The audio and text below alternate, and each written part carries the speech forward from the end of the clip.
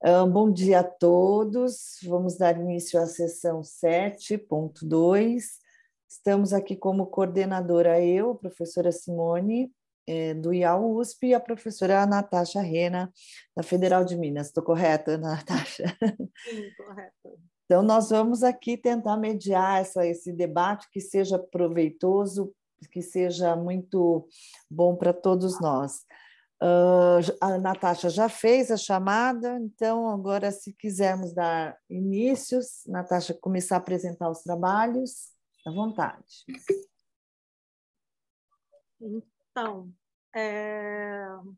a nossa sessão temática, né, o nosso eixo temático é práticas extensionistas, então a gente pretende aí, né, atravessar um universo de conceitos e de práticas extensionistas que, por sua vez, atuem na sociedade em diversas escalas, produzindo espaço e também cultura, realçando as interfaces entre ensino, pesquisa e extensão, em busca dessa relação da universidade com a sociedade, das suas alteridades em ato, e discutindo criticamente esses processos, essas experiências, que quase todas aqui nessa nossa sessão estão conectadas com a pesquisa, né? Então, é uma extensão também fortemente conectada à pesquisa.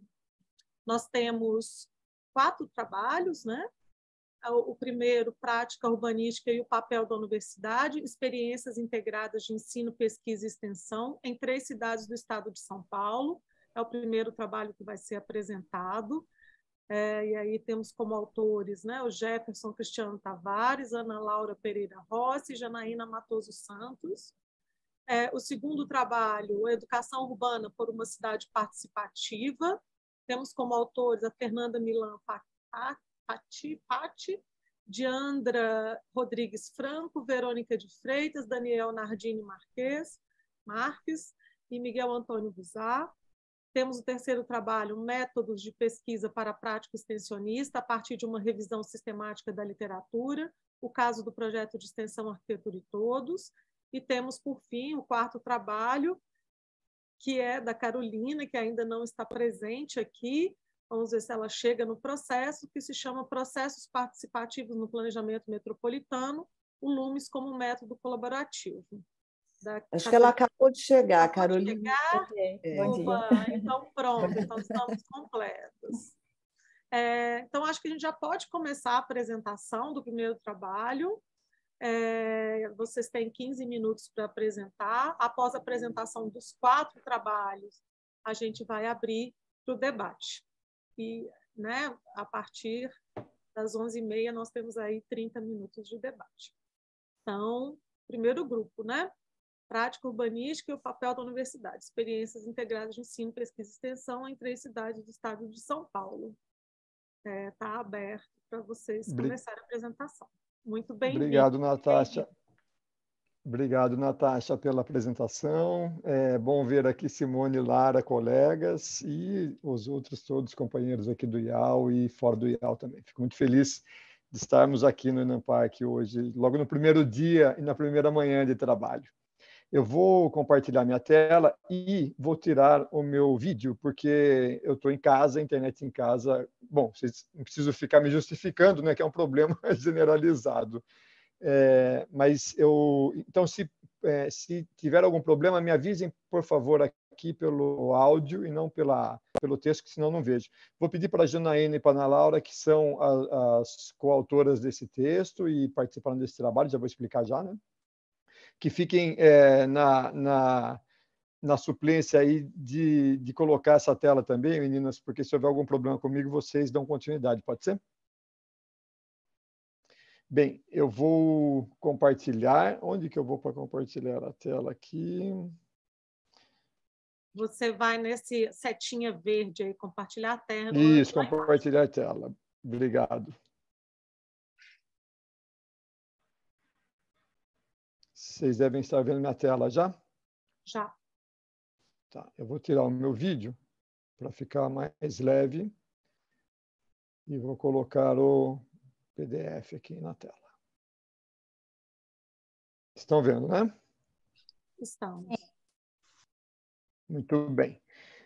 Esse trabalho, então, como a Natasha já de forma muito precisa apresentou, né, ele é um trabalho que é resultante de uma ação bem fora dos padrões, para nós, pelo menos, né, que nós desenvolvemos no Instituto de Arquitetura e Urbanismo da USP, junto do PEX-URB, que é um grupo de pesquisa, extensão e ensino, né, que tem exatamente esse nome, Práticas de Pesquisa, Ensino e Extensão em Urbanismo, que foi desenvolvido a priori por uma demanda de editais que a USP vinha fomentando a longo prazo, né, nos últimos anos, e a partir de um desses editais nós objetivamos trabalhar com um projeto em diferentes áreas que envolvesse ensino, pesquisa e extensão, e não só numa cidade ou numa comunidade, como tradicionalmente a gente faz, mas que fosse de maior amplitude, exatamente para poder entender as diferentes escalas desses projetos e dessas ações que envolvem fundamentalmente a extensão, né? Então, foi um trabalho que aconteceu dentro de um contexto muito interdisciplinar, porque envolvia outras áreas de conhecimento e outras unidades da Universidade de São Paulo, então um instituto que era o foco arquitetura e urbanismo e planejamento, né? Mas também a engenharia ambiental, o direito, áreas das ciências sociais, enfim, um conjunto de diferentes áreas de professores, estudantes, pós-doutorandos envolvidos, né? Uma equipe bem grande, né? Uma equipe de mais de 40 pessoas ao longo de basicamente 2 anos de trabalho, que teve como um principal objetivo desenvolver, dentro desses editais que a USP proporcionava recursos, né, diferentes ações em 3 cidades, exatamente com características muito distintas entre si, né? Eu vou apresentá-la já. Eu só queria dar uma introdução que, dentro desse contexto, né, um dos objetivos principais, além da prática extensionista fundamental, era também experimentar e consolidar uma metodologia de trabalho de projeto de extensão, e por isso esse texto e essa apresentação está hoje numa sessão que é de trabalhos extensionistas, né, que envolvesse uma relação horizontal, do ponto de vista metodológico, né, entre estudantes e entre profissionais de diferentes áreas, né, que buscasse no trabalho de extensão um meio de consolidar atividades que ocorriam também nas áreas de ensino e pesquisa, né? Porque, embora a universidade, né, quer dizer, a concepção da universidade pública brasileira ela esteja calcada nesse tripé, né, a gente percebe hoje a necessidade dessa integração, dessa maior afinidade. Então, isso foi um objetivo muito específico que a gente vinha buscando. A gente já tinha trabalhos de extensão em outras áreas, né, com outras pessoas, envolvendo outros grupos, e durante esse trabalho nós percebemos esta necessidade de envolver um conjunto do tripé da universidade de forma mais articulada, né? E tentar constituir um espaço de contribuição profissional dessas diferentes áreas de forma transversal e interdisciplinar, né? Que não fosse um encaminhamento linear, mas que fosse algo mais circular do ponto de vista desses conhecimentos, né? Então, dentro desse processo todo, nós identificamos 3 principais áreas, né, 3 comunidades especificamente, com características muito particulares, na capital paulista, né, no município de São Paulo, estado de Tiradentes, no município de Cordeirópolis e no município de Araraquara. Nesse contexto, nós tínhamos aí colocados, né, um município de pequeno porte, um município de médio porte e uma capital metropolitana, né, de grande porte, né, é uma metrópole, né, ou seja, 3 contextos escalares diferentes dentro de particularidades de regiões, né, uma aglomeração urbana, uma unidade administrativa, uma região administrativa central do estado de São Paulo, aglomeração urbana de Piracicaba, região metropolitana de São Paulo. E também dentro de 3 bacias hidrográficas distintas. Então, a questão administrativa, a questão hidrográfica, o porte desses municípios, para nós era muito importante para tentar entender como que essas comunidades, em diferentes situações, tinham convergências ou divergências e como poderia ser trabalhado simultaneamente, né, num conjunto solidário, aí, numa corrente solidária de ações, discussões, etc., como que poderíamos trabalhar conjuntamente essas diferentes ações.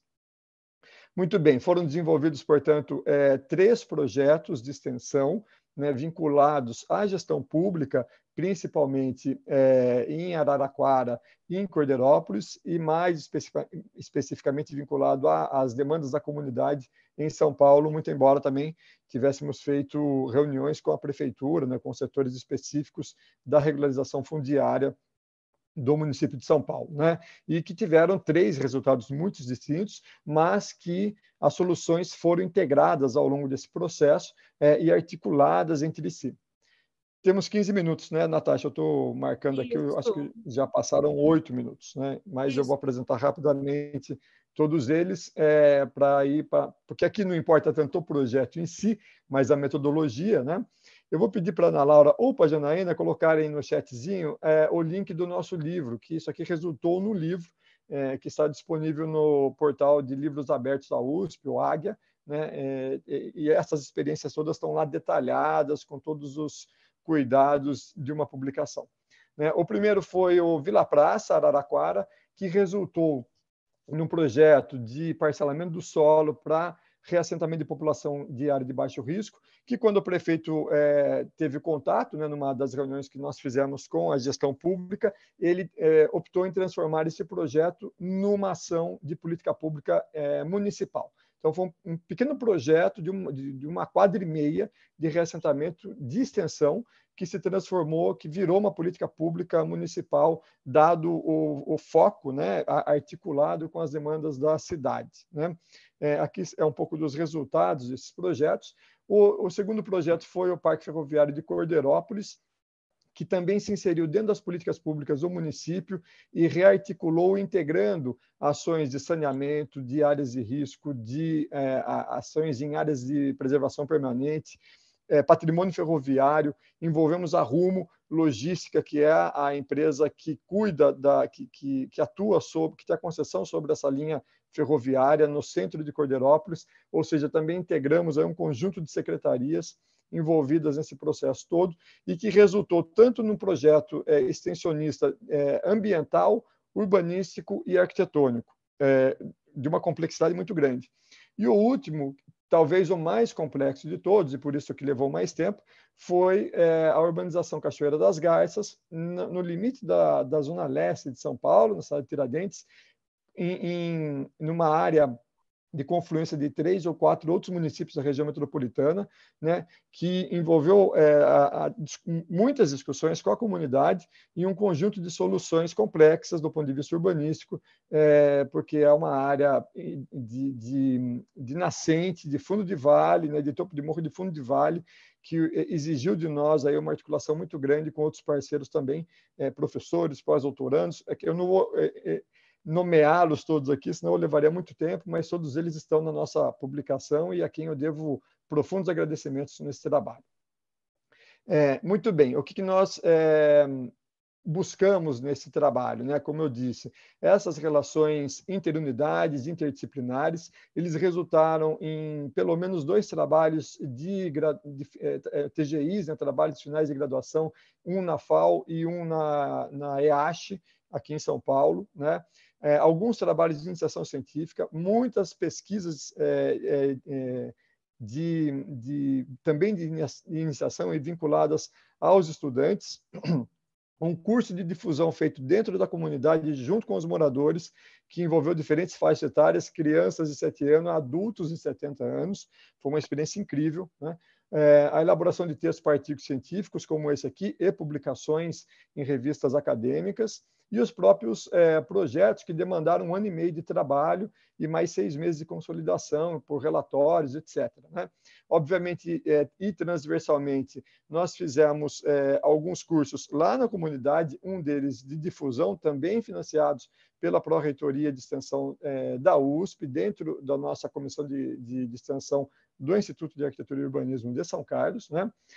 Muitas atividades de pesquisa de campo, fundamentalmente, mas não só, pesquisas bibliográficas, revisões, etc., né? E um trabalho de extensão de conversa de formiguinha mesmo, com moradores, com gestores públicos, com sociedade civil, consultas abertas, né? De vários âmbitos, que resultaram numa consolidação de um trabalho, como eu disse, que a gente já vem tendo de longa data e que busca alternativas ao planejamento ou aos projetos de urbanismo convencionais que são pensados fundamentalmente de forma muito linear, né, e pouco articulados com as relações ou com a produção de conhecimento acadêmicas, né?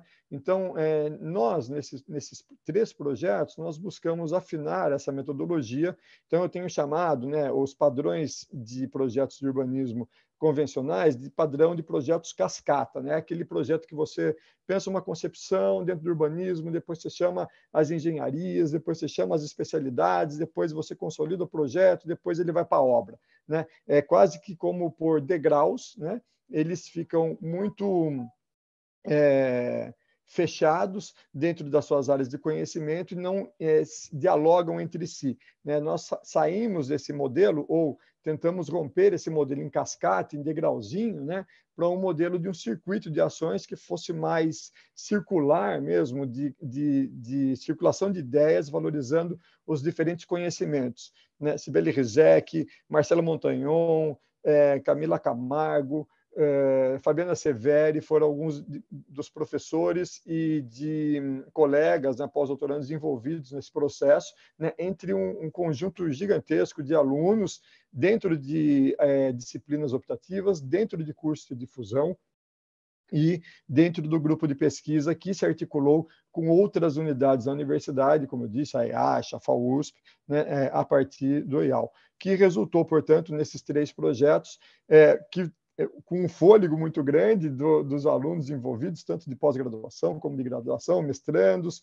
doutorandos e graduandos, sem os quais esses 3 projetos que foram feitos, repito, simultaneamente, não teriam saído, não teriam avançado. Então, quero, ao final dessa apresentação, agradecer imensamente aqui, em nome de todos, pela Janaína e Ana Laura, que colaboraram na finalização desse trabalho e, mais principalmente, também na participação desta mesa, com quem eu divido a coautoria aqui desta apresentação. Muito obrigado, ficamos à disposição das perguntas. Eu acho que eu estou dentro do meu tempo. Obrigado.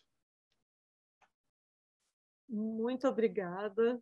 Foi ótimo, né, Simone? Foi ótimo, dentro do tempo. Só lembrando, para fazer jus às instituições, né, nós temos os autores, o Jefferson e a Ana Laura, são do IAL-USP, e a Janaína, se eu não estou equivocada, que a Janaína é do Instituto Federal de Educação em Ciência e Tecnologia de Mato Grosso? Sou, mas eu sou doutoranda do IAL também. Sim, sim. Ok, então, ok. Vamos ao segundo trabalho. Acho que eu compartilhei minha tela, né? Já. Então, vamos deixar as perguntas para o final. Temos bastante temas interessantes aqui. O próximo trabalho seria Educação Urbana por uma Cidade Participativa. Vou pedir que os autores se apresentem e suas instituições, respectivas instituições. Já viu, Miguel Buzar já chegou aqui. Olá. Oi, pessoal. Miguel, nos ouve? A Fernanda, iria apresentar esse trabalho. Também sou doutoranda do IAL. Meninas, se quiserem se apresentar enquanto eu vou compartilhando a tela. Meu nome é Verônica, eu também sou doutoranda aí do IAL-USP, sou professora do Instituto Federal do Campus de Presidente Epitácio e também sou membro aí do projeto da Cartilha da Cidade que a gente vai estar apresentando aí para vocês. Oi, pessoal, bom dia. Eu sou a Diandra, sou mestranda aqui do IAL também. E a gente vai começar a apresentação agora. Obrigada. Vocês estão vendo a tela certinho? Sim. Eu estou vendo, Fer, mas não a primeira tela. Já entrou em experiência urbana. Ah, tá. Peraí. Agora deu certo. Ok. Eu também vou tirar a minha imagem, porque eu já recebi vários avisos de instabilidade da minha internet, então, por via das dúvidas, vou tirar. Bom, primeiro, bom dia. Este trabalho, intitulado Educação Urbana por uma Cidade Participativa, é fruto do trabalho do projeto de pesquisa, do projeto Cartilha da Cidade, do grupo de pesquisa Arquitec, do Instituto de Arquitetura e Urbanismo da Universidade de São Paulo, em São Carlos, sob orientação do professor Miguel Antônio Buzar.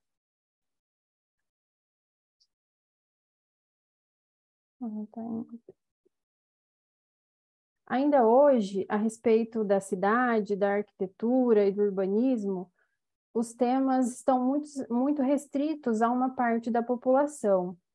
Nesse sentido, a compreensão da cidade e da produção do espaço por parte de todos se faz urgente e necessária. Maricato usa um termo muito coerente nessa questão, que é o analfabetismo urbanístico, e define que, para erradicá-lo na sociedade civil, é preciso ampliar o vocabulário para além do hermético urbanês. Para tal, a cidade, que pode ser vista sob diferentes perspectivas, né, estética, histórica, social, arquitetônica, urbanística, entre outras, deve ser compreendida segundo aspectos sociais, econômicos, jurídicos, culturais e também urbanísticos e ambientais.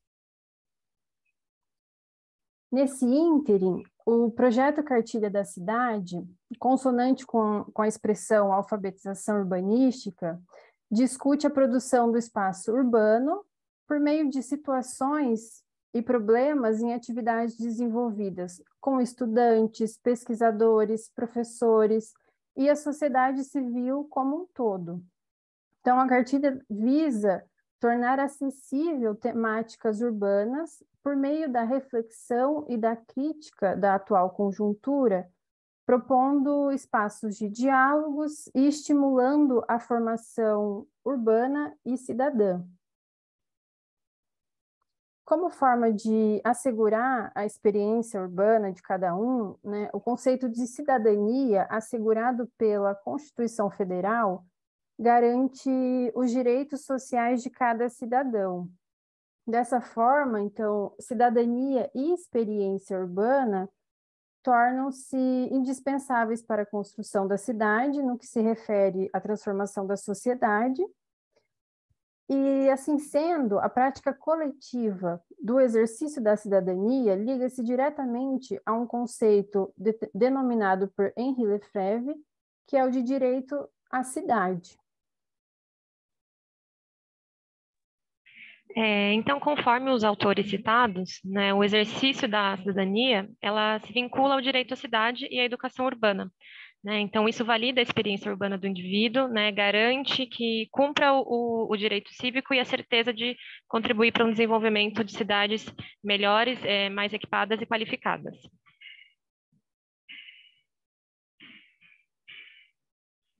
Então, né, dessa forma, a Agenda 2030 da ONU, ela estabelece 17 Objetivos do Desenvolvimento Sustentável, que são as ODS. Né? Então, em 2021, a Pró-Reitoria de Cultura e Extensão Universitária da USP, ela lança o edital Inclusão e Diversidade Social na USP e em municípios de seus campos. Então, o objetivo, né, foi selecionar projetos que estivessem ligados aos 17 ODS. Né? Então, a busca era estabelecer maiores articulações entre universidade e sociedade. Então, dessa forma, o projeto da Cartilha da Cidade propôs aos participantes para que se apropriassem de conhecimentos e informações das ODS, né, para que pudesse contribuir de forma direta com a educação urbana e, consequentemente, para a formação cidadã. Né? Então, dessa forma, a articulação com o edital, a gente desenvolveu o projeto Cartilha da Cidade, Cidadania para os Cidadãos, né, com o apoio do edital da Pró-Reitoria. Então, dessa forma, o projeto ele está alinhado com as ODS, né? Então, principalmente com a ODS 4, que vai falar de educação de qualidade, e a ODS 11, que está falando de cidades e comunidades sustentáveis, e também tangencia outros, né? Como no caso da ODS número 6 e da ODS número 7. né? Então, as discussões propostas pelas ODS número 4 e 11, elas foram incorporadas às atividades do projeto, né? Então, de duas maneiras, né? Então, o número 1 com temas abordados pelo segundo volume da cartilha, né, da cidade, que a gente está em desenvolvimento, e no segundo momento, na formulação de situações problemas, né, para o jogo Agentes Urbanos e a Cidade Participativa. Então, através disso que a Diandra comentou, a gente elaborou o curso de difusão, que aconteceu no primeiro semestre deste ano, aí no IAUSP, intitulado Agentes Urbanos e a Cidade Participativa, com o objetivo de trazer reflexões sobre as cidades contemporâneas, né? Como hoje a população ela vive principalmente na zona urbana, né? Habitam, trabalham, transitam, estudam, só que muitas vezes isso apresenta uma dimensão um pouco opaca das desigualdades do direito à cidade, no que tange assim, a produção do espaço urbano e no funcionamento da urbe. Então, o objetivo desse curso é difundir para a comunidade esse conhecimento erudito que a gente tem no meio acadêmico, trazer para a comunidade de uma forma mais simplificada, com questões do cotidiano, do dia a dia das pessoas. Então, os participantes se inscrevem na disciplina e eles vão assumir um agente urbano, de acordo com uma situação-problema. Então, como agente urbanos, nós temos a prefeitura, o empreendedor imobiliário, o morador de favela, pode ser um representante do IAB, tudo vai depender da situação-problema que nós colocamos. A situação-problema, nós já temos algumas padrões, algumas padronizadas, mas nós também podemos criar uma para determinado objetivo, conforme a gente é convidado. Então, para esse curso de difusão, a gente adaptou para as ODSs, de modo assim a colocar uma situação-problema, onde os agentes urbanos eles vão atuar defendendo os seus interesses, de acordo com a situação-problema, e tentando equacionar esses problemas, né? Buscando um desfecho por meio do diálogo. Nesse curso, nós abrimos 20 vagas, e nós tivemos 14 participantes inscritos, sendo 10 graduandos, 2 doutorandas de engenharia ambiental, um economista, um mestrando em engenharia de transporte, o que totalizou 14 participantes e foi um grupo bem heterogêneo.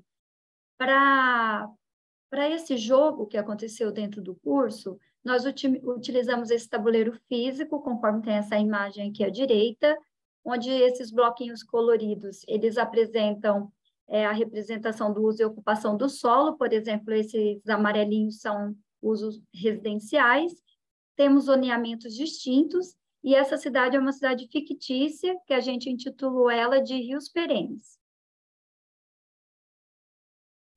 Durante o jogo, as pessoas ficam em volta desse tabuleiro físico, elas podem atuar simultaneamente, então elas podem sugerir, propostas como arborização, inserir arborização, elas podem inserir novos blocos, elas podem sugerir aberturas de vias, inserindo barbantes, fitilhos durante o jogo, e também escreve essas propostas que elas querem debater com os demais agentes para defender os seus interesses.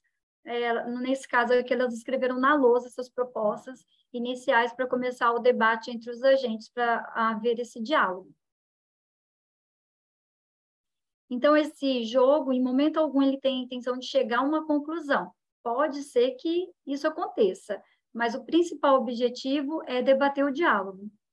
Ter esse debate para uma cidade mais democrática, menos desigual, sempre buscando abarcar o direito à cidade, de modo a atender o interesse da população.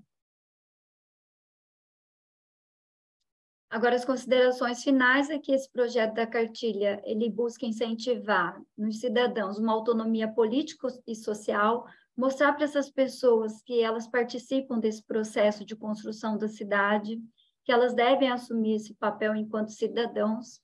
E para isso a gente vai em instituição de ensino, instigar essas pessoas.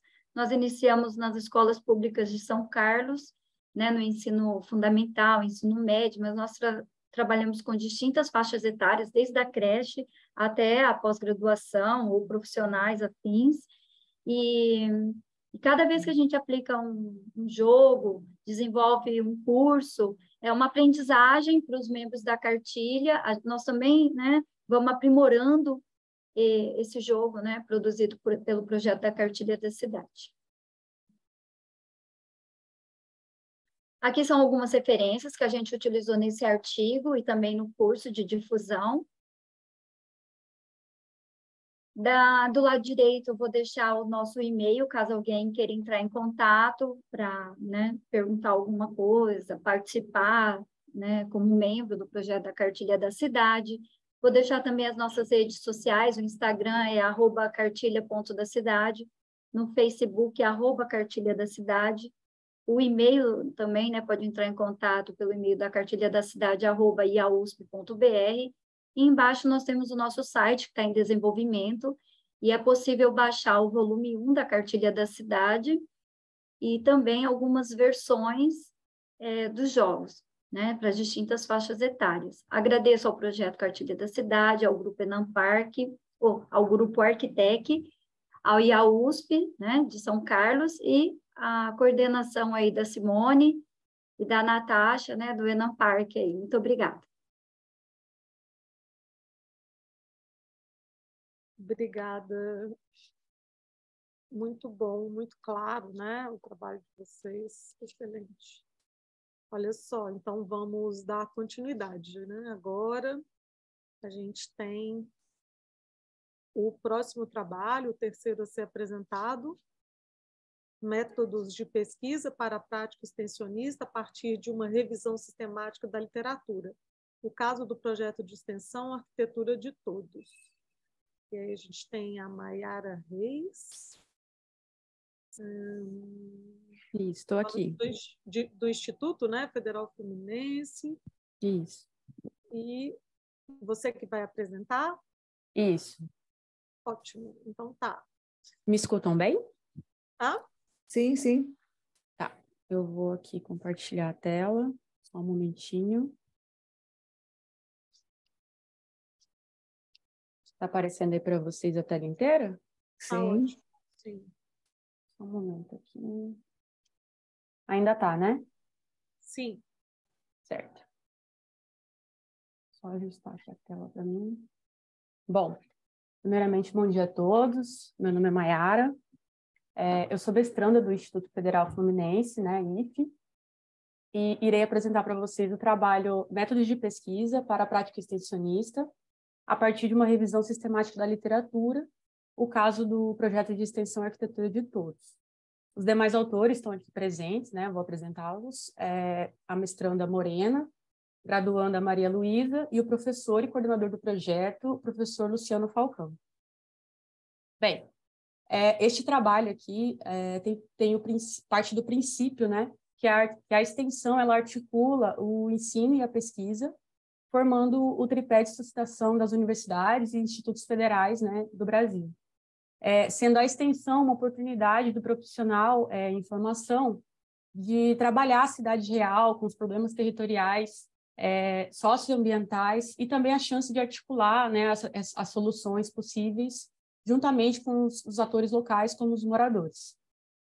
No trabalho em questão aqui, apresentamos o projeto de extensão Arquitetura de Todos, ações para implantação e promoção de assistência técnica pública e gratuita para habitação de interesse social, ATIS, na região norte e noroeste fluminense. O projeto é vinculado ao campus Centro do IFE, foi criado em 2021 e renovado para 2022, com o objetivo de desenvolver atividades de extensão de acordo com os princípios e finalidades da educação profissional tecnológica, através da aplicação da Lei ATIS, né, a Lei Federal 11.888 de 2008, a partir de convênios firmados com prefeituras, movimentos sociais, associações de moradores, entre outros. Em 2021, devido à pandemia, as atividades aconteceram de forma remota. Entre as principais atividades, teve a realização de um levantamento acerca da situação de implementação da Lei ATIS nos 92 municípios do estado do Rio de Janeiro. Como resultado, obtivemos que apenas 30 estavam em situação regular, né, para a implementação da lei, e apenas 2, de fato, implementou, que no caso foi Rio das Ostras e Rio de Janeiro. Foi realizada também uma pesquisa bibliográfica não estruturada acerca da habitação de interesse social, E essa pesquisa ela resultou em um artigo que foi apresentado no terceiro CIDIA-URB, né, no ano passado, com o título Perspectivas para a Habitação de Interesse Social no Brasil pós-pandemia da Covid-19. E foi elaborado também o escopo para o funcionamento do Escritório Público de Arquitetura e Urbanismo, dentro do IFE, o estudo Dignifica, que a princípio as redes sociais foram criadas para a divulgação da Lei ATIS. E no final de 2021, escrevemos 2 projetos que foram contemplados em primeiro e segundo lugar no edital de financiamento para ATIS do Conselho de Arquitetura e Urbanismo do Rio de Janeiro, sendo eles o ATIS de Todos, propagação do direito à moradia digna e adequada, que consiste na construção de instrumentos para divulgação e capacitação acerca da Lei ATIS no interior do estado do Rio de Janeiro. E o projeto Novos Horizontes, né, que ficou em primeiro lugar, que prevê assessoria técnica para os integrantes da ocupação Novo Horizonte, localizada aqui na cidade de Campos Goytacazes, fornecendo subsídio técnicos nas fases de negociação e propostas, né, de projetos no processo de remoção forçada e reassentamento. Esses projetos eles começaram a ser articulados nesse ano de 2022 e com efetivação prevista, né, para 2023. Bom, e diante dessa temática que vem sendo construída dentro da instituição, tornou-se necessário o aprofundamento teórico das práticas de assessoria e assistência técnica, né, principalmente aquelas ligadas à autonomia, né, desses grupos assessorados, né, que a autora Silke Kapp chama de grupos socioespaciais, dando ênfase em processos autogestionários, de caráter participativo, político e emancipatório. Então, o nosso trabalho aqui para o evento é apresentar a revisão sistemática da literatura que a gente fez, né, que é o método de pesquisa, e no caso a gente fez acerca da autogestão mediada pela assessoria técnica nos países da América Latina, né, por considerarmos contextos similares ao do Brasil. Bom, a revisão sistemática, né, que a gente se baseou na conceituação de Sampaio e Mancini, ela tem 3 etapas, né, que é o planejamento da revisão, a realização, reportar e divulgar os resultados encontrados, né, que é uma fase que aqui, inclusive, estamos fazendo. E as fases são identificar o objetivo da revisão, que aqui já foi apresentado, elaborar a proposta e o protocolo de revisão, identificar as pesquisas, a seleção e avaliação dos estudos e extração e síntese dos dados do mesmo. E, por fim, elaborar um relatório de recomendações para colocar em prática as evidências encontradas. No protocolo são descritas as questões às quais a revisão visa responder, além de definir os critérios de busca, de inclusão, exclusão e classificação dos artigos. O planejamento e a definição desse protocolo são de importância muito grande, né, para a revisão, porque assim fica explicitado os valores que sustentarão a revisão, melhorando a qualidade do processo, sintetizando a revisão de forma sistemática, transparente e reprodutível, ou seja, que outras pessoas possam fazer também. As questões, elas se dividem em principal e secundárias, sendo a principal, de que maneira a assessoria técnica pode desenvolver e aplicar metodologias pautadas na autonomia de grupos socioespaciais, quais os principais desafios enfrentados no campo da assessoria técnica e da autogestão, e quais os principais apontamentos na proposição, né, de metodologias, produtos, ferramentas acerca da assessoria na autogestão. Bom, aí as bases de pesquisa escolhida foram o Portal da CAPES e o Google Scholar. As palavras-chave utilizadas em espanhol e português eram termos relacionados à autogestão, assessoria técnica, movimentos sociais latino-americanos. E os documentos selecionados foram artigos e capítulos de livros publicados entre os anos de 2016 e 2022. Os documentos que atendiam aos critérios estabelecidos aqui no protocolo, eles foram selecionados, classificados e os resultados foram sintetizados. Todos os artigos selecionados, a gente precisou ranqueá-los, né, de maneira que, para ver quais contribuíam mais, né, com a nossa pesquisa. E, para isso, a gente elaborou um checklist de perguntas, né, que esse documento visava responder, e aí a gente pontuava a partir de que respondia ou não as perguntas. E também a gente criou uma lista de subtemas que também os artigos eram pontuados à medida que abordavam, né, esses temas. E a gente tem aqui autogestão, mutirão, e até a questão da saúde pública, Covid-19, né, que a gente, na verdade, ainda está, né, no meio da pandemia. Bom, as etapas da seleção desses documentos, a gente fez diretamente nas bases, a partir da leitura desses títulos, e nessa etapa inicial foram selecionados 115 documentos, né? E aí depois é feita a leitura dos resumos, identificando os critérios que a gente estabeleceu no protocolo, e daí selecionamos 75. E, por último, a leitura integral desse documento, no qual a gente observava, né, os critérios e as questões do protocolo, e, ao fim, foram selecionados 33 documentos para a extração dos dados e ranqueamento dos mesmos. Cada etapa desse protocolo foi feita individualmente, né, pelos autores aqui do trabalho, e, ao final de cada etapa, a gente se reunia para poder fazer, né, um consenso geral do que havia sido lido e a seleção para a etapa seguinte, né? E vale ressaltar aqui que a amostragem ela pode ter excluído trabalhos importantes, né, já que a seleção foi feita de maneira manual, e os resultados aqui apresentados ele não correspondem ao estado da arte, mas procuram identificar os estudos mais pertinentes ao tema e ao protocolo, né, estabelecido.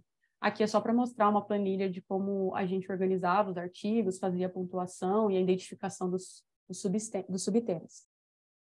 Bom, das principais análises realizadas a partir desse repositório de documentos selecionados, nós fizemos um gráfico com a porcentagem de ocorrência dos subtemas dos documentos. 97% dos documentos falavam sobre autogestão, mutirão e cooperativas, 85% sobre assessoria ou assistência técnica, 70% citavam movimentos sociais e 58% tratavam de políticas públicas e legislação. Bom, a prevalência desses temas, eles corroboram com o chamado tripé da autogestão, no qual coloca a articulação entre o Estado, assessoria técnica e movimentos sociais como fundamental para a obtenção de resultados satisfatórios, né? Outro ranking que a gente fez foi dos autores mais citados nas referências desses 33 documentos. E esses trabalhos vêm servindo de fundamentação teórica, né, para as nossas atividades extensionistas. Entre eles aqui destacamos o professor, arquiteto e autor Sérgio Ferro, que foi citado 18 vezes, que discute acerca do papel político e social da prática arquitetônica, né? Ferro afirma que a prática da arquitetura é uma prática política que se manifesta através das relações de produção, ou seja, as relações de poder, né, dentro do canteiro de obras. E o autor também faz críticas à arquitetura moderna, pois nela identifica a separação forçada, né, entre desenho e canteiro, arquiteto, trabalhador e usuário, pois configura-se num instrumento do capital, né, um instrumento de exploração. E também destacamos a professora Silke Kapp, muito citada, né, 26 vezes, que uma publicação ela apresenta o conceito de tecnologias sociais na vertente crítica, cuja ideia reguladora é elaborar instrumentos pautados na autonomia das pessoas, sobretudo a autonomia coletiva, visando a construção de cooperação e a emancipação dessas relações de dominação, justamente essas criticadas pelo autor Ferro, né?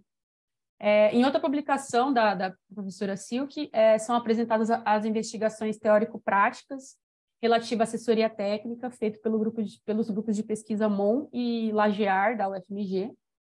E também a autora traz o conceito de interface, que pode ser definido como objeto, jogo ou situação que prescinde de um processo aberto, plenamente participativo e independente das mediações efetuadas por um técnico, ou seja, a população ser capaz de utilizar esse jogo independentemente da assessoria.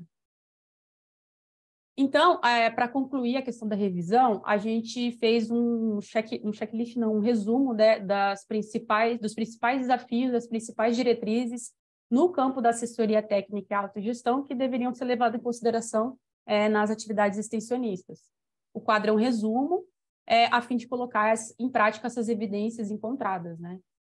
Dentre os principais desafios estão o despreparo de arquitetos em lidar com territórios marginalizados e recursos limitados, a baixa existência, né, de protocolos estabelecidos para a inserção dos técnicos e estudantes em contexto de conflito, criminalização e perseguição contra movimentos sociais que, entre outros motivos, causam a dispersão, desmobilização e enfraquecimento, dificuldades em organizar e planejar o projeto coletivo, o canteiro de obra como um ambiente historicamente machista e LGBTfóbico, posturas paternalistas, assistencialistas e clientelistas que permeiam as políticas públicas e a atuação do profissional, e, por fim, o alto custo da terra urbanizada. E como diretrizes, a gente colocou colocar a coletividade acima das vontades individuais, o espaço compartilhado, a vida coletiva e os centros de vizinhança como potencial para mobilização e transformação socioespacial, assumir as assimetrias existentes entre os grupos assessorados, né, e os técnicos e estudantes, assumir que elas existem e respeitá-las, estabelecer uma relação horizontal e democrática com esses grupos, desenvolver atividades a partir da dialogicidade e compartilhamento de saberes, né, entre os técnicos e o saber popular, desenvolver ferramentas e metodologias pautadas na autonomia coletiva, além de criar medidas que incentivem o empoderamento feminino, né, das trabalhadoras, moradoras, professoras, técnicas e estudantes. Bom, a partir dessas evidências que a gente já encontrou, a gente desenvolveu algumas atividades no ano de 2022, principalmente com o retorno das atividades presenciais, e com isso a gente criou um outro projeto de extensão, né, o projeto Arquitetura Pública como Ferramenta de Cidadania, coordenado pelo professor Antônio Godoy, com o objetivo de atuar em conjunto, né, com o projeto já citado. Esses dois projetos, eles expuseram 4 trabalhos na Semana do Saber Fazer Saber do IFE, que recebeu cerca de 15 mil visitantes em 3 dias de evento. Os trabalhos consistiram na elaboração de banners para a divulgação dos projetos do escritório, acerca da assessoria técnica, habitação de interesse social e movimentos populares, como o mutirão autogestionário. Também produzimos jogos para os visitantes, né, que seriam embrionários das interfaces, como a TIS interativa e o jogo Double, adaptado para a temática do projeto. As atividades em andamento que temos com as comunidades seriam da Margem da Linha, daqui de Campos, que se encontram instaladas às margens de uma linha férrea desativada e que há mais de 50 anos resistem à ausência de políticas públicas e tentativas de remoção. E em outro extremo da cidade está a ocupação Novo Horizonte, que recentemente fizemos umas atividades de integração com as crianças, como forma de estabelecer contato e confiança com moradores, e essas atividades serão estendidas para o ano de 2023. E como considerações finais, apontamos que, desde a criação do projeto, a maioria das atividades elas foram desenvolvidas de maneira remota, né, online, o que, no entanto, propiciou para a gente uma prática de pesquisa mais intensa.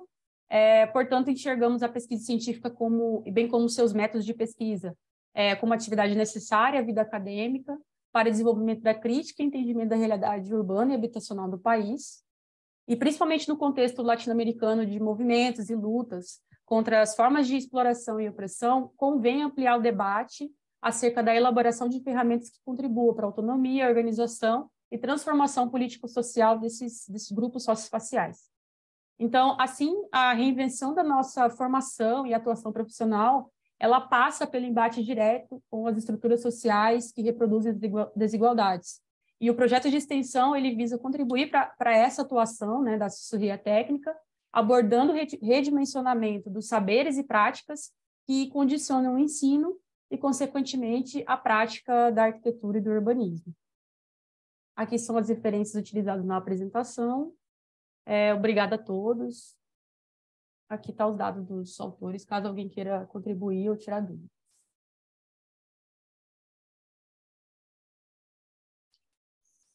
Obrigada, o grupo. Excelente trabalho. Vamos fazer comentários ao final das 4 apresentações. Então, vamos à última, não menos importante, né? Processos participativos no planejamento metropolitano, o LUMES, como método colaborativo. Caroline Cristiane Rocha. Caroline da Universidade Federal de Minas Gerais, isso? Mestranda? Isso. Cadê, Carolina? Olá, tudo bom? Bom dia, Simone. Bom dia, Tudo bem? Tudo bem? Então, vamos lá. Vamos lá. Vou compartilhar aqui minha tela. Vocês estão vendo direitinho? Agora sim. Sim, sim. Ótimo. Então, bom dia a todos. Vim hoje discutir aqui com vocês uma parte do meu trabalho de mestrado, que eu estou desenvolvendo no Núcleo de Pós-Graduação em Arquitetura e Urbanismo da UFMG, como a professora Simone falou. A ideia de onde surgiu, né, esse trabalho que eu intitulei como processo participativo no planejamento metropolitano, o LUMES como método colaborativo, ele surgiu a partir de alguns questionamentos, algumas questões que eu vinha trazendo desde a graduação. E aí eu acho que é legal compartilhar com vocês, que eu acho que tem muito a ver com o que vocês também estão apresentando, né, agora nessa mesa que a gente está discutindo aqui. Então, principalmente essa discussão de ir além, né, como que os métodos colaborativos podem ser aplicados ao planejamento, né, ir além de uma prática, né, dessa visualização apenas dos problemas e sim quebrar essa hierarquia de saberes, ressaltando a potencialidade dos territórios, pensar também um planejamento que vai além desse diagnóstico territorial e que estimula a participação, né, das pessoas e principalmente essa questão da linguagem. Acho que é uma coisa que é comum aqui entre os trabalhos, nessa dificuldade da linguagem técnica, durante os trabalhos de extensão. Então, acho que socializar esse planejamento, como ele pode socializar essas informações e potencializar as redes já existentes.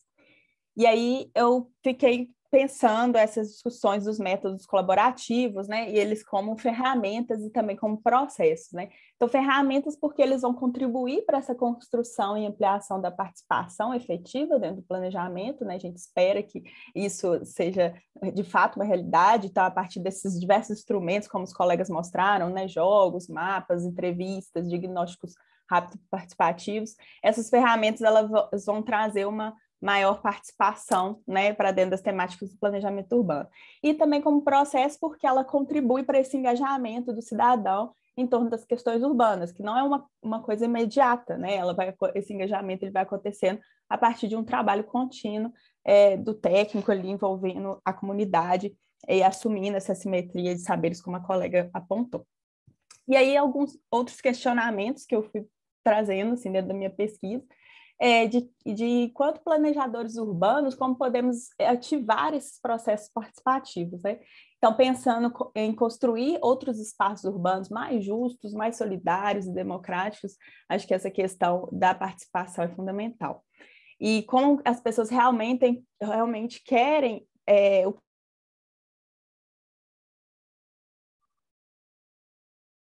Ixi, travou. Travou. E ela está sozinha. Vamos aguardar uns minutos? Será que eu desligando Oi, não. Isso, desligando a câmera eu acho que melhora. Melhora, né? Isso. Deixa eu... Voltou? Vocês estão me ouvindo? Sim, estamos ouvindo, só que você não fechou sua imagem, então ela está parada, ela está congelada.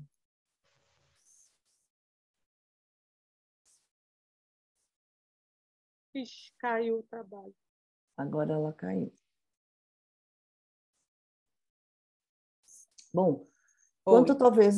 Voltou? Voltei. Voltou, cadê você? Caroline? Isso. Desculpa os problemas técnicos. Não, é normal. Estamos... Sua internet estável. Tudo bem. E aí, pensando em como sair dessa escala do plano, né? Então, voltar para uma escala do cotidiano, a partir dessa demanda da participação ativa dos não técnicos. E aí minha pesquisa de mestrado ela se desenvolve a partir dessas duas hipóteses, né? A partir da escala do cotidiano, é possível discutir e desenvolver estratégias de fortalecimento e participação da comunidade, e outras ferramentas de projeto que estão sendo testadas pela extensão universitária, a gente pode promover essa ativação dos espaços e articulação dos agentes ali inseridos. Alguns recortes teóricos que eu trouxe para o artigo e que foram essenciais no meu desenvolvimento da pesquisa, estão sendo ainda, né? Essa questão do saber científico, né? Como que essa ideia de desenvolvimento enquanto uma evolução, né? Desde o primitivo ao civilizado, do tradicional ao moderno, ele forma essa modernidade que só foi é possível devido ao processo de exploração e dominação. Então, a gente tem que ficar atento, né, esse planejamento urbano como fruto dessa racionalização mesmo, como diz o professor Jefferson, né, essa cascata, né, que a gente vai visando melhorar as cidades, mas segue perpetuando uma lógica desigual do próprio capitalismo. E, ao mesmo tempo que existe essa intenção, né, de perpetuar essa lógica desigual, existem movimentos de resistência, né? E aí, esses movimentos de resistência, eles não estão somente na cidade, né? Não estão ali somente nessa metrópole, nesse espaço urbano consolidado, mas também para além desses outros espaços urbanos, né? Para além da cidade. A partir de povos tradicionais, como indígenas, quilombolas, ribeirinhas, trabalhadores do campo.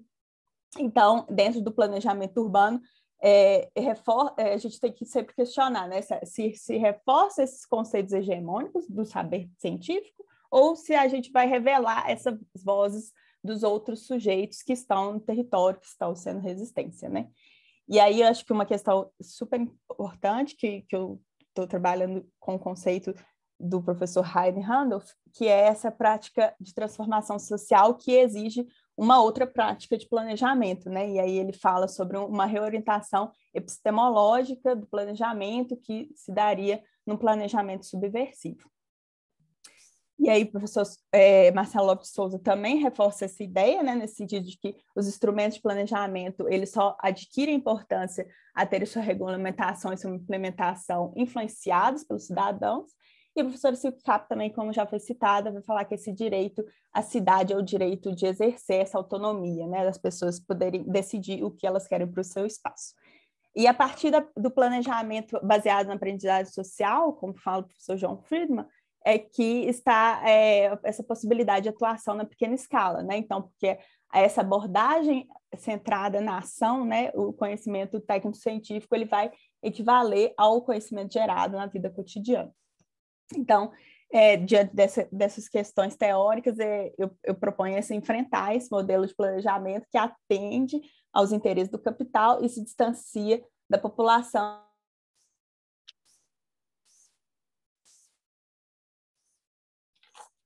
Ei, Caroline, de novo, a gente não está te ouvindo, né? Não, né? Não. Não. Voltou, Caroline. Voltou. A tela está compartilhada ainda? Tá. Vou deixar até assim, porque qualquer coisa eu consigo ver vocês. Então, a questão da extensão universitária, ela aparece como sendo um papel fundamental nessa articulação da universidade com os outros saberes, né? E aí, finalmente, minha pesquisa chega a um estudo de caso, né, de investigar o LUMES na extensão universitária. E aí, acho que é a questão principal aqui que eu queria apresentar para vocês. O LUMES, ele surgiu dentro de uma política pública do Plano Diretor de Desenvolvimento Integrado da região metropolitana de Belo Horizonte. Então, ele é um programa dentro de uma política pública, mas por questões, né, das condições políticas na época, em 2011, o plano não foi aprovado e não foi efetivado, e a gente tem o LUMES passando de uma proposta de programa dentro de uma política pública para um projeto de extensão, uma atuação de extensão dentro da UFMG. Né? Então, ele já vinha dentro do programa falando dessa escuta atenta, dessa escala local, da participação efetiva, mas com essa atuação específica a partir de 2016, dentro da extensão universitária, ele vai ampliar as suas possibilidades de atuação e suas possibilidades de ser como um método colaborativo de planejamento, né? Então, aqui a gente tem uma imagem da região metropolitana de Belo Horizonte, Belo Horizonte está no centro, ali em cinza escuro, e aqui são alguns dos municípios que o projeto já trabalhou desde o seu início, em 2016, né? Então, essa ideia do LUMES, que é Lugares de Urbanidade Metropolitana, de trabalhar essa participação efetiva no planejamento das pessoas em cada local, a partir de suas demandas, né? Gerando essa participação popular. Então, esse projeto de extensão, ele acontece na Escola de Arquitetura e também na Faculdade de Ciências Econômicas, e até o momento, né, desde 2016, eles já foram ofertadas 18 disciplinas, né? Então, a proposta é sempre que os alunos se envolvam na elaboração e na execução de projetos que fortaleçam o planejamento compartilhado e a prática comunitária, E essas ações, elas são desenvolvidas contando com parceiros desses municípios. Então, essa conexão com quem já está no local é muito importante, líderes comunitários, ONGs, instituições do terceiro setor e até mesmo representantes do poder público. E aí eu comecei a fazer esse estudo das ações do LUMES, né, dentro da minha pesquisa de mestrado, para me aprofundar em quais foram as disciplinas ofertadas e quais os tipos de trabalho de extensão esses alunos, durante as disciplinas, foram realizando. Então, tem uma diversidade de ações, que eu acho que é muito interessante como esse estudo de possibilidades de extensão dentro do planejamento metropolitano. Mas o que eu queria destacar algumas questões que eu estou chegando no final da pesquisa agora, como eu já estou delimitando algumas conclusões, né? Então, entendendo que a disciplina, ela possibilita o trabalho na escala local, aproximando os alunos de lugares, né, onde as ações elas têm que ser definidas coletivamente. Então, existem visitas de campo, reuniões com os parceiros, discussões de proposta de curto, médio e longo prazo, né? Elaborações de planos de ação, e esse desenvolvimento de produtos, né? São algumas das práticas propostas.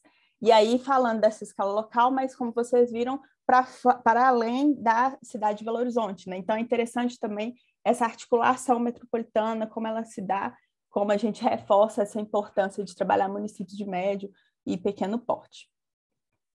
Apesar dessas ações também serem de impacto local, né? Como a gente bem sabe, a extensão, às vezes, ela não consegue abranger todas as demandas do município, de toda a comunidade, né? Elas têm uma ação local, mas, dessa forma, a gente tem visto que essa troca de saberes e a construção de novos conhecimentos, ela tem sido bastante efetiva e tem beneficiado ambos os lados, né? Então, os alunos de graduação, a partir dessas demandas da comunidade, a partir da imersão que eles fazem no município, fazendo essa escuta atenta, essa leitura do lugar, eles começam a pensar novos processos de planejamento. Então, a gente começa naquela transformação de um outro modelo, uma outra prática de planejamento urbano, planejamento metropolitano. E os grupos atendidos, por sua vez, eles têm fortalecido suas demandas, a sua autonomia, né? Então, essa intenção de fortalecer essa identidade através, né, da história, de ações que fortalecem as lutas que eles estão reivindicando, isso é visto pelos próprios parceiros como um benefício. E aí, a extensão, ela tem se mostrado valorosa nessa busca de um planejamento urbano mais democrático, né? Eu queria ressaltar que como é importante essa participação ativa dos moradores. Então, sem eles a disciplina ela não é possível, a gente precisa de uma continuidade, né? Como a gente tem uma ação microlocal, né, no curto prazo, dentro de um semestre, dentro de uma disciplina, se no próximo semestre os moradores, né, os parceiros não estiverem mobilizados, isso pode se perder. Então, essa participação ativa é muito importante. E a experiência do LUMES tem contribuído para a ampliação da participação popular e para a efetivação da aprendizagem social nos processos de planejamento, né, a partir dessas ações construídas colaborativamente. Porque, a partir do momento que os alunos discutem o planejamento urbano, trazem algumas definições de ações de médio e longo prazo, né, a gente consegue trabalhar temas importantes do planejamento para além daquela escala local, né? Então, ela possibilita essa ampliação da participação popular. Acho que é isso. Eu queria deixar mais tempo para a gente conversar, que eu acho super importante esses espaços. Assim. Obrigada, gente.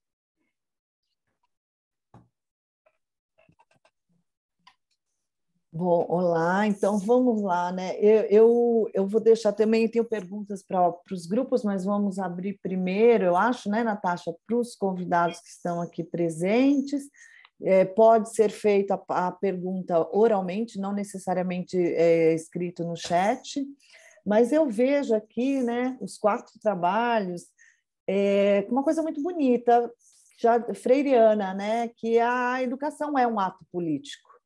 Então, os 4 trabalhos eles vão expressar muito bem isso, e isso não pode ser desvinculado da pedagogia. Mas também vejo o que une os 4 trabalhos é a pesquisação, né? Essa sinergia entre a comunidade e os demais atores envolvidos, né? Então, seja ele poder público, estudante, comunidade, para uma discussão de uma situação social. Então, assim, os 4 trabalhos estão muito amarrados entre si.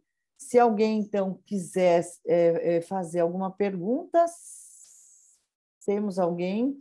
Se não, Natasha, você tem alguma? Eu tenho. Então, eu já sabia, vou deixar a Natasha falar. Aí ela quebra o gelo. Então, eu, né, já falei no chat, achei os trabalhos excelentes e as apresentações excelentes, então queria parabenizar, né, Simone? Acho que a gente começa o primeiro dia com essa manhã com trabalhos bons, né? Assim, eles são abrangentes, né? Se a gente pensar, quase todos eles abordam uma parte do que a gente vem chamando e trabalhando como extensão universitária, né? Então, acho que vem desde revisão, como fazer uma revisão bibliográfica de literatura, uma coisa mais técnica, até a outra ponta, que é a atuação no território, né? E sob diversas perspectivas, algumas mais autonomistas, em busca de uma autonomia, e outras mais institucionais, né? Então, eu acho que a gente tem aí vários exemplos muito interessantes, mas a minha pergunta vai para o professor Jefferson Tavares, porque eu fiquei muito curiosa com esse trabalho, até por uma questão particular, porque a gente está começando um trabalho de extensão que envolve as áreas remanescentes ou as faixas de domínio de linhas férreas. Então, quando você falou que em Araraquara vocês trabalharam aí com a Rumo Logística também como parceiro, ou eu queria entender melhor isso, porque existe uma tendência da universidade de agora, né, no Brasil, da gente trabalhar a extensão e a pesquisa, mas também com uma pesquisa em inovação que envolve outros parceiros, incluindo não só, né, os municípios, os movimentos sociais, as ONGs, mas também as empresas, né? Então, assim, eu fiquei bastante curiosa, queria que você falasse um pouco sobre o arranjo institucional, porque é um arranjo institucional complexo, né? O município, os moradores ou as pessoas que vão utilizar aquele espaço, e mais uma empresa de logística e uma concessionária privada, né? Que não é uma empresa pública. Como é que foi isso? Eu até abri o livro, dei uma olhada aqui, achei muito legal e acho que a gente vai trocar muita figurinha daqui para frente.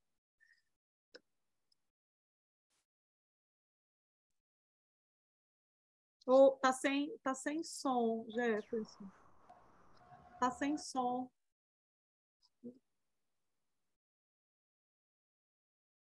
Continua, Jefferson. Continua sem som. Tenta desconectar. Agora está me escutando?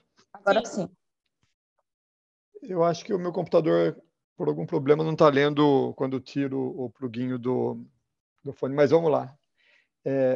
Obrigado pela pergunta, Natasha. Eu acho que é uma boa questão central aí dos trabalhos, e parabéns aos demais apresentantes também, que foram ótimas as experiências. Eu quero deixar aberto para a Janaína e para a Ana Laura, se elas quiserem responder essa questão, já que eu fiz a apresentação, ou se eu mesmo falo. Jefferson, como a gente não participou de Cordeirópolis, acho melhor te passar a bola, porque eu não vou saber responder como foi essa articulação. Joia, Ana. Foram 3 subgrupos e eu estava na articulação dos 3, foi isso. No caso de Cordeirópolis, nós começamos como um projeto dentro de 50 moradias, que é patrimônio histórico da Vila Ferroviária, da antiga construção da ferrovia. E era um ramal importante na estrutura das ferrovias paulistas. Aí o projeto cresceu para uma discussão de âmbito urbano, de reestruturação do centro do município, porque a ferrovia ela é estrutural, e no decorrer do trabalho apareceram questões técnicas, e aí coisas que a gente não sabia, né? Como, por exemplo, a mudança da logística nacional pelo double deck, coisas que a gente nem imaginava que existiam, né? Que é agora os trens levarem dois containers sobrepostos. Isso implicava numa mudança de projeto que nós tínhamos proposto de acessibilidade, tem nada a ver com a comunidade em si, né, diretamente, que era a altura dos elevadores hidráulicos e das passarelas. Aí isso nos levou a Rumo. E a Rumo topou entrar no projeto, né? Foi um projeto que nós finalizamos em estágio de estudo e concepção, com etapalizações e aplicação do resto do projeto básico executivo, a ser tocado pela prefeitura ou novas possíveis parcerias conosco, desde que houvesse recurso ou da universidade ou de algum ente, né?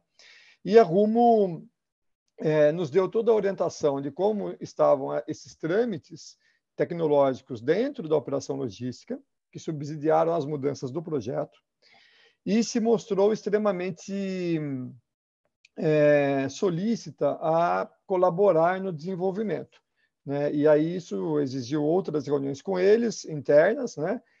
Onde os técnicos vieram fazer essa orientação, e eles têm, Natasha, e aí eles têm já um interesse muito específico na melhoria dessas áreas por onde passa o trem especificamente, porque existem muitas ações do Ministério Público contra as concessionárias por conta do impacto que elas causam em ambiente urbano, como é o caso lá em Cordeirópolis, como é o caso em São Carlos, que a gente conhece, né?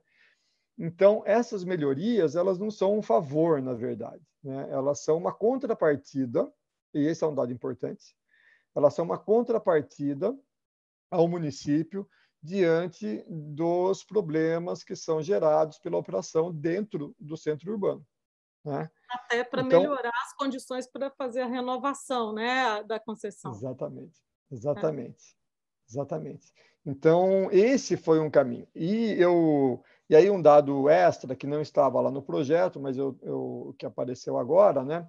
Eu estive muito recentemente no Ministério da Infraestrutura, que cuida das ferrovias no país todo e das concessões, né? E dentro desse debate surgiu o assunto do patrimônio, né? É claro, porque a operação logística está preocupada com o fluxo, mas você tem um ativo patrimonial gigantesco no Brasil todo, em São Paulo isso é muito forte, né? E isso é uma pauta muito grande lá dentro das assessorias e das diretorias que cuidam do transporte terrestre, especificamente da ferrovia. Então, acho que me parece, a coisa não é nunca fácil, mas me parece que temos mais portas abertas do que nós imaginávamos. O que eu acho, particularmente, é que essas iniciativas de extensão, elas criam um ambiente que não existia, em que a universidade começa a fazer parte como um nicho de inovação dentro da gestão pública e dentro dessas empresas.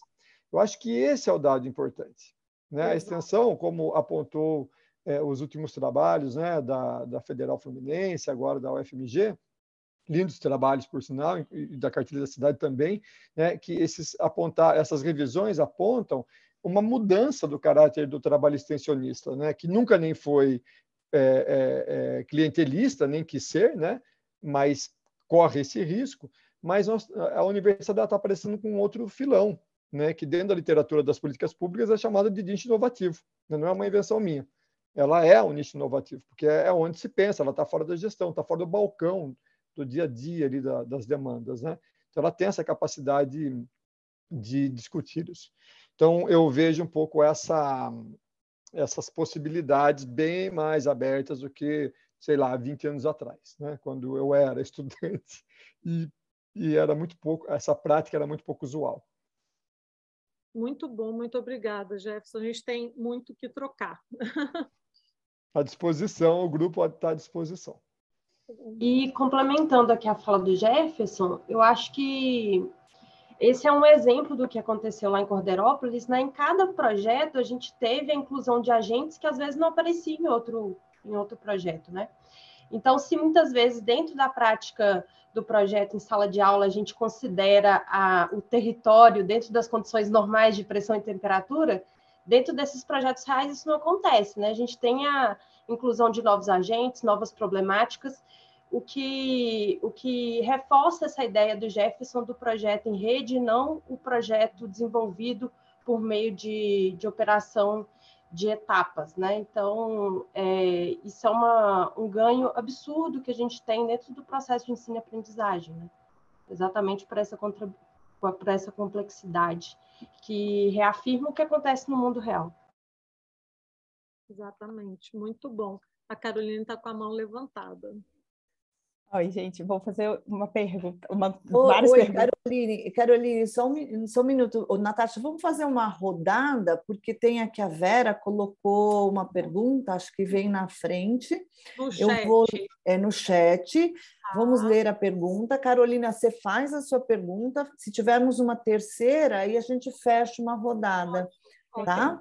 Então, porque a Vera colocou aqui para nós, como vocês consideram a possibilidade de implantar institucionalmente a ideia de arquitetura e urbanismo como ação pública no âmbito das políticas municipais, ou seja, assessoria técnica permanente. Então, essa talvez seja mais dirigida para o terceiro trabalho, né? Para a Maiara, mas aberto a todos. Agora sim, Carolina, com a palavra, Caroline. É que eu fui anotando umas coisas que eu sempre buscando essas dificuldades, obstáculos, né? E aí essas angústias mesmo, né? Tentar compartilhar com vocês. Para o professor Jefferson e para os demais colegas, né? Como que tem sido essa possibilidade de articulação dos municípios por causa da distância, né? Eu fico pensando assim, qual é a dificuldade de levar a equipe até o município, né, que vocês estão trabalhando, que é uma das coisas que a gente enfrenta aqui, não só a equipe do projeto de extensão, mas os alunos, né, de disciplinas e outros parceiros. A Fernanda, né, que apresentou esses jogos, né, essa atuação principalmente, né, a grande maioria foram alunos de graduação. Como vocês enxergam essa contribuição dessas outras metodologias na formação desses alunos, né? Como que isso tem refletido nos trabalhos de graduação, os finais ou durante o próprio curso deles. E para a Maiara, eu gostaria de saber qual que é a relação entre o escritório público Estúdio Dignifica com o projeto de extensão. Ele é autônomo ou ele faz alguma parceria, inclusive financeira, para dar andamento aos trabalhos? É isso. Nossa, então nós já temos ali 3, né? Que a Caroline fez um para cada um. Essa primeira pergunta já foi feita. Só vou deixar feita, então, uma para a Caroline, porque aí ela fez para os demais 3. Né? Vou deixar assim, você citou, nós estamos falando aqui de disciplina e em alguns momentos de curso. Nós estamos falando em pesquisa, ensino, extensão. A gente tem, como bem colocado no trabalho do Jefferson, né, o Plano Nacional de Educação Brasil. Então, Caroline, quando você fala disciplina, minha dúvida ficou se você está falando de um curso de graduação ou de um curso de difusão, nos casos que você citou. Isso assim, é uma pergunta bem simplesinha, mas vamos fechar, que ela já colocou bastante lenha na fogueira, Natasha, pode ser? Sim, claro.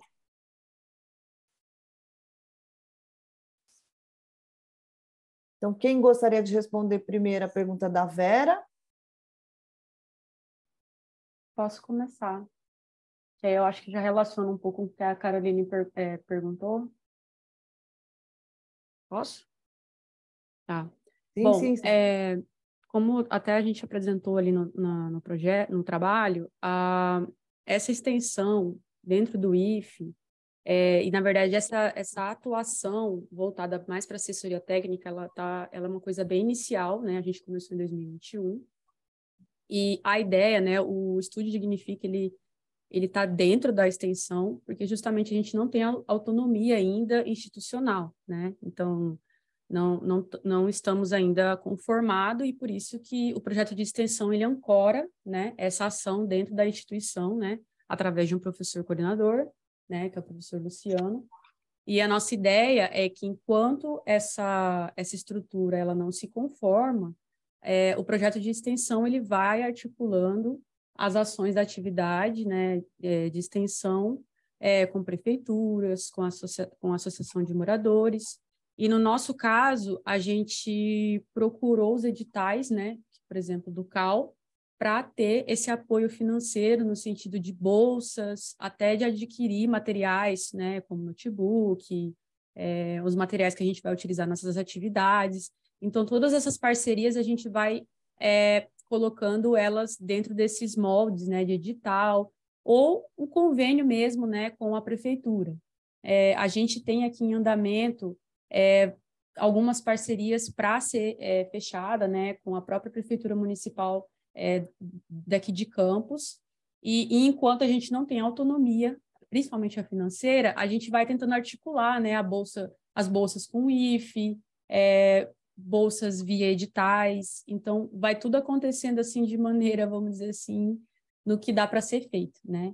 E dentro da extensão, né, que a gente já criou um outro projeto justamente para ter mais bolsa, a gente também está tentando articular entre os professores, né? Eu falo a gente, mas isso como representante aqui, porque no caso tem os professores e os coordenadores, né?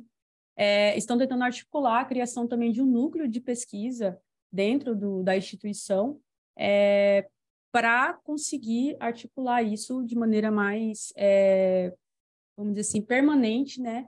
Porque a gente tinha até em funcionamento o escritório modelo, mas quando tem essas variações, né, formando os alunos se formam e acaba que não tem um projeto constante. E também tem, né, como que chama? Escritório Júnior, não, esqueci o nome agora, que também atua, né, no Instituto, mas o nosso viés é essa questão da assessoria técnica, principalmente no âmbito coletivo. Empresa Júnior, isso, a Morena acabou de lembrar aqui. Tem a Empresa Júnior também no Instituto, mas ela é com um foco mais da questão de negócios, né, de formação para administração, nesse viés do negócio. E a gente está mais no viés mesmo da pesquisa, tanto que articula graduação, pós-graduação, stricto sensu e lato sensu, com as disciplinas da graduação em si.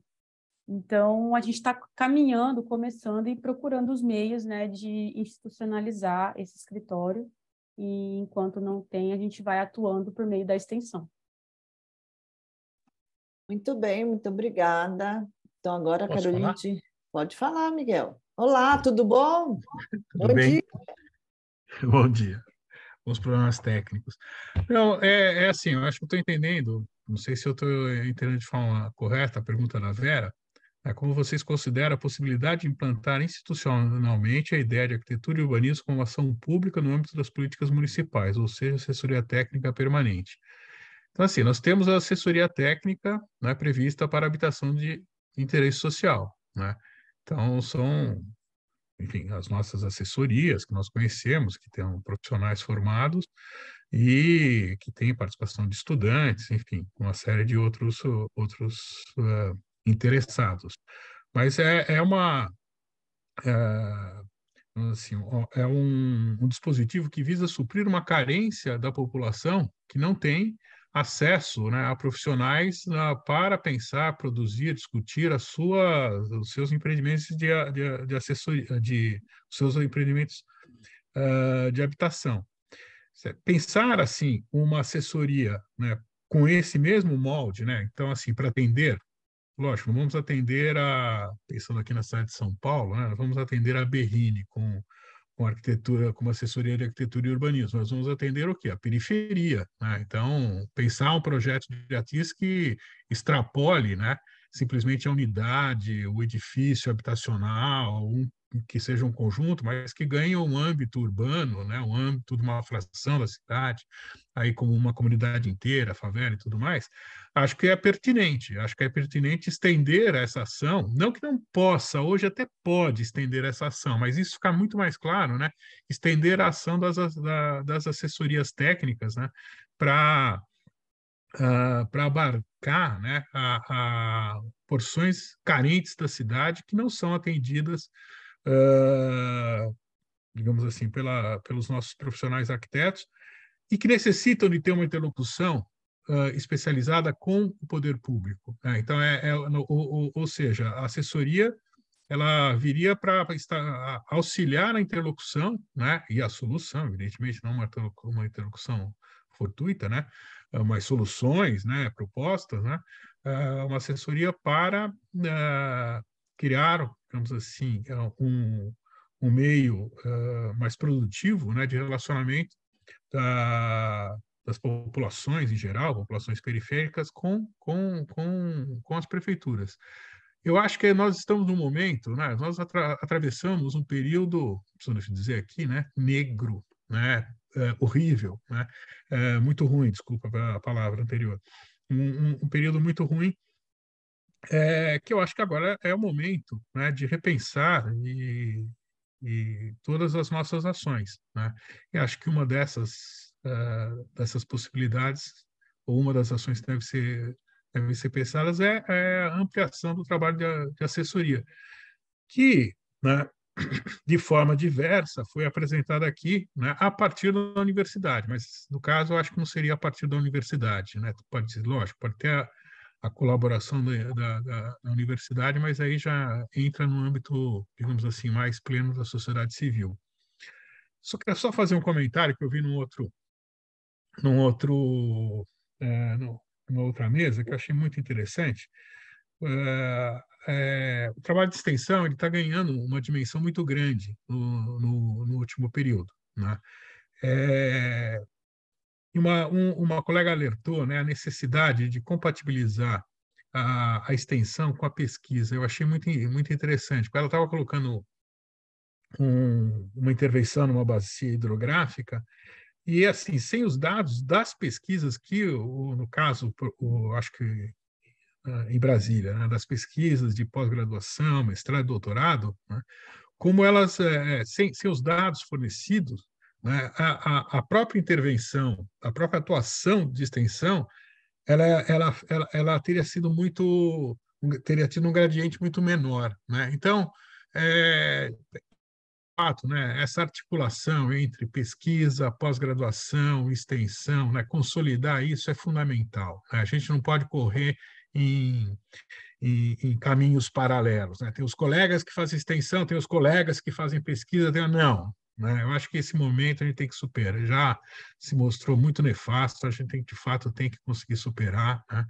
Toda essas novas questões, ou questões antigas, mas que nós absorvemos recentemente, né, que lidar, de fato, né, e com a grande periferia das nossas cidades, do nosso país, né, e é um trabalho.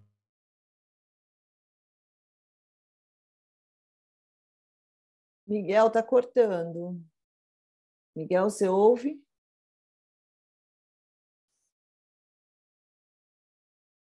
Ajudei a refletir. Cortou a última frase, Miguel. O que você ajudou a refletir? Não, mas espero que tenha conseguido ajudar a reflexão da questão, só isso. Ótimo. Caroline tinha dirigido mais uma pergunta para alguém ali? Tinha uma pergunta para o Jefferson também. Primeira pergunta dela. Que eu vou juntar um pouco, que era a pergunta de como viabilizar infraestruturalmente os projetos de extensão, que esse é um problema que a gente tem, porque extensão envolve recurso. E aí eu também vi que Maiara falou de CAL, na sessão anterior se falou muito dos editais do CAL, se falou em ajuda de pró-reitoria de extensão. Então, assim, a gente também tem que pensar em como viabilizar esses custos, porque a pesquisa ela tem verba, ela tem muitos editais, ela já tem nichos de onde buscar dinheiro. Agora, a extensão, ela sempre fica tentando tirar um pouco daqui, um pouco dali. E, nesse sentido, depois a Maiara podia explicar como é que ela faz para participar dos editais, porque na sessão anterior, a professora Lisa falou que para participar dos editais do CAL, antigamente precisava ser jurídico, e agora eles fazem via fundação. Então, é isso. Depois só queria confirmar isso, né? Que no nosso caso do IAL a gente não tem fundação, como é que a gente participa desses editais? Vamos lá. Mas, Jefferson, você com a palavra. Só queria fazer... Estão me escutando? Está dando eco, você está com alguma coisa ligada, duas coisas ligadas. Escutam? Ah, sim. Tá. Só que vou fazer um comentário para a Vera com relação à questão de política pública. Vera, nós tivemos um outro projeto que nós desenvolvemos, que foi para o município de Casa Branca, que nós colaboramos na elaboração do plano diretor. E lá nós incluímos como política pública o ATIS. Então, ele sai da dimensão das instituições acadêmicas ou de classe, né, CAL, etc., e vai para dentro da prefeitura. Então, eu acho que isso ilumina uma alternativa. Acho que ilumina. E nos projetos que nós fizemos, nesses 3 projetos que nós fizemos, nos 3, nós incluímos a TIS, porque não era nosso objetivo naquele momento fazer a intervenção em moradia, por exemplo, ou as melhorias habitacionais. A gente estava no âmbito urbanístico porque entendíamos que o plano urbano era mais importante naquele momento e que depois avançava-se para um ATIS. E nós incluímos como uma das etapas do desenvolvimento desta urbanização a assessoria técnica. Então, acho que ela tem que estar dentro do sistema de planejamento e não à parte, como vem acontecendo, né? Com relação à infraestrutura, eu vou passar para a Ana Laura, que eu acho que ela pode responder para a gente pelo PEX, por favor. Obrigado. Tem relação com recurso, né? Então, que a gente já está falando aqui, né? A gente precisou, para conseguir visitar essas cidades, acompanhar o processo com uma frequência que fizesse sentido, que a gente conseguisse dar andamento no projeto, que não fosse tão descolado, de recurso da universidade, né? A gente participou de editais da Pró-Reitoria e eles viabilizaram não só bolsas de graduação e de pós-graduação, mas o transporte. Então, a gente tinha essa van que a gente conseguia ir. Araraquara é bem mais perto de São Carlos e Cordeirópolis, mas São Paulo aí dava um tempinho, a gente acordava de madrugada para ir para São Paulo, e a gente ia a cada 2 ou 3 meses, dependendo de como a gente conseguia marcar reunião com os moradores também. E a gente teve disponibilidades fora de recurso, que era, por exemplo, uma escola de São Paulo cedeu espaço para a gente. Então, isso, né, é uma forma de colaboração que não foi, né, de recurso, mas foi essencial, senão a gente não conseguia fazer as reuniões lá em São Paulo. E a gente agradeceu, né? Agradece eles toda vez. Mas foi isso. Então, por conta da pandemia, a gente também não frequentava muito, a gente não conseguia fazer reuniões com muita gente, a gente, né, mantinha os espaços, o afastamento. Agora, no final, foi um pouco mais tranquilo. Mas é isso. Então, se não tivesse esse recurso, a gente não conseguia ir fazer, principalmente os levantamentos de campo, que eram, assim, imprescindíveis. Tinham medidas que a gente tinha que tirar, né, coisas assim, que não tinha nem como. Então, foi isso. Só corroborando o que o Miguel falou, né, eu acho que essa pauta da extensão virar articulada ao ensino e à pesquisa é fundamental. Queria só reforçar isso. Esse livro que a Ana Laura colocou no chat aqui para todos é talvez essa nossa reflexão sobre a articulação dos 3 campos da universidade, que é sobre o que está baseado a nossa discussão aqui hoje. Então, concordo plenamente com o que o Miguel apontou.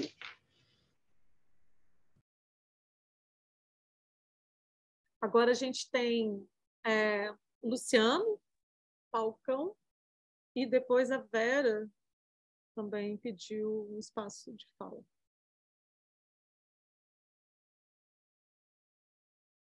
Luciano? Me escuta? Sim. Agora sim. Bom, estava acompanhando aqui a apresentação. Eu trabalho junto à Maiara, né? Que foi o 3º projeto apresentado. E lembrando até um ponto aqui que foi levantado, e aí até aconteceu um pouco antes da Maiara chegar a se juntar a esse projeto, e foi um levantamento junto às prefeituras do estado do Rio. Então, das 92 prefeituras que a gente fez o levantamento, né, na primeira fase desse projeto de extensão, somente 2 tinham alguma legislação de implantação da assistência técnica, né?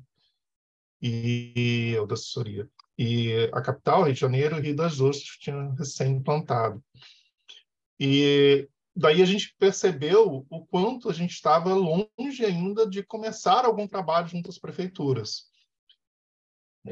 Várias não sabiam nem do que se tratava, né? Houve contato por e-mail, contato telefônico, muitos nem responderam, né? Poucos retornavam. E daí que surgiu a ideia dessa segunda fase do projeto, que é, primeiro, falar do que se trata. né? Porque quando a gente fala de prefeituras menores, né, de cidades menores, não que não haja problema de habitação, realmente há, e problemas bastante sérios também, mas a parte técnica é bem deficiente. Então, você não precisa realmente ter um corpo técnico de assessoria. Então, é nessa segunda parte que a gente está, de divulgação, de falar, de fazer barulho sobre o assunto. E aí envolvendo a graduação, envolvendo o pós, envolvendo cada um dos eventos, inclusive a gestão do Instituto, né, que nos dá esse apoio, então, para de logística de transporte, algum material, as bolsas, por aí que a gente caminha.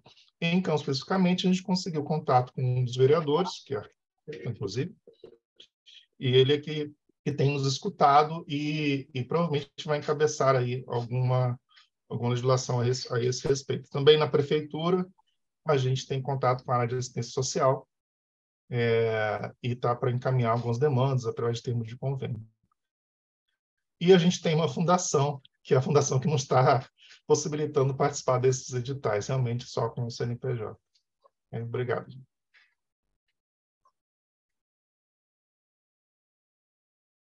Vera?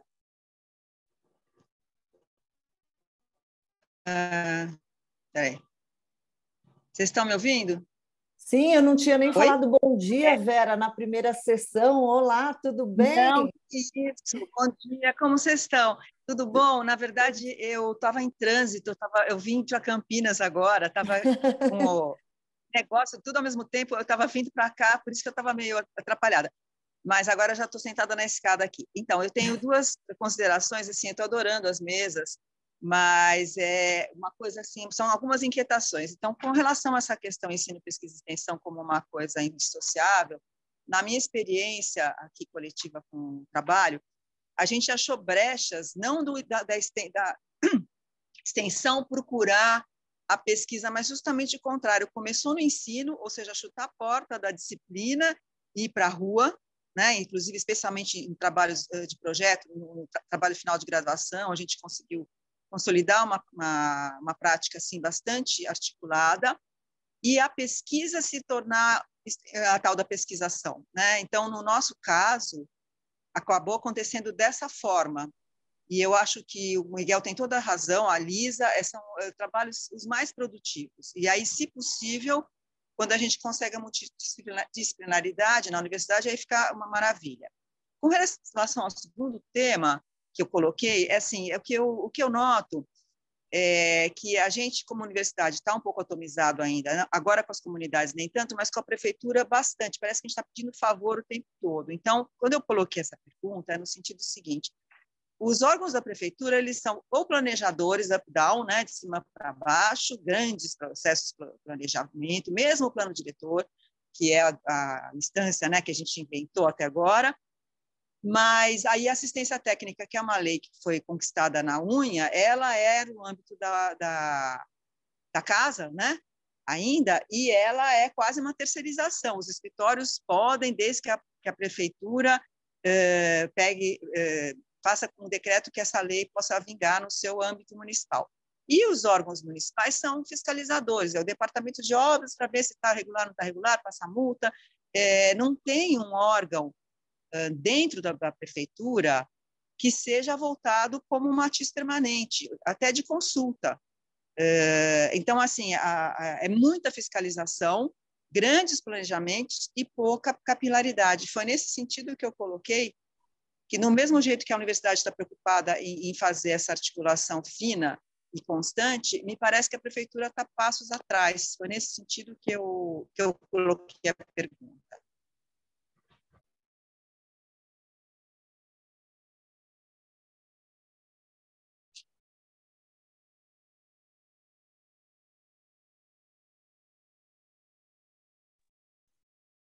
Alguém, Caroline, quer se manifestar? Posso. Eu estou aqui pensando eu tinha puxado um assunto para você que era dos 10% do curso de graduação que o Jefferson coloca na introdução do trabalho dele, o Plano Nacional lá de Educação, que agora é exigido. Então, quando você falou em disciplina, eu não sabia se era disciplina ou era curso de difusão. Pois então, o trabalho do LUMES, ele acontece nas disciplinas do curso de arquitetura, pela professora Júnia Ferrari, e no curso de economia, pelo professor Roberto Montemor. Então, são disciplinas que são ofertadas de forma assim, optativa, pode ser feito por outras pessoas de outros cursos, de formação livre. Então, durante a graduação, os alunos podem se inscrever nessa oficina, independente do período que eles estejam, para participar, porque é um tema que é aberto, assim, né? Não precisa ser necessariamente aluno do curso de arquitetura, aluno do curso de economia, né? Então, na UFMG tem essas disciplinas de formação livre e optativas, né? Que os alunos podem se matricular, mas eles garantem créditos. Então, isso, por um lado, é positivo, porque eles conseguem eliminar um crédito que eles precisavam dentro da graduação, e, ao mesmo tempo, eles podem participar de algo que é totalmente diferente do que tem na grade né, dos próprios cursos, né? E aí, eu acho que isso que a gente está discutindo dos recursos tem muito a ver mesmo de puxar as bolsas que a universidade vai disponibilizando, ou outros editais disponibilizando, né? No caso do LUMES, a Pró-Reitoria de Extensão, que tem viabilizado bolsas de... os bolsistas de graduação e também de pós-graduação, né? Então, acho que... E também os ônibus, né? Para deslocamento, como o pessoal falou, em São Paulo. Então, acho que essas bolsas ainda são... a gente tem essa dificuldade de manter uma visita constante, então, às vezes, tem que decidir durante um semestre 2 visitas apenas, porque não tem condição de arcar com mais. Mas, ao mesmo tempo, essas parcerias, né, dentro do município, acho que podem viabilizar outras possibilidades, igual o pessoal comentou da escola, que foi o espaço que foi recebido, e até, às vezes, mesmo se estreitar esses laços com o poder público, as próprias secretarias podem viabilizar transporte, né? Secretaria de Educação, que já tem os escolares, então talvez poderia viabilizar esse transporte dos projetos de extensão até os municípios, né?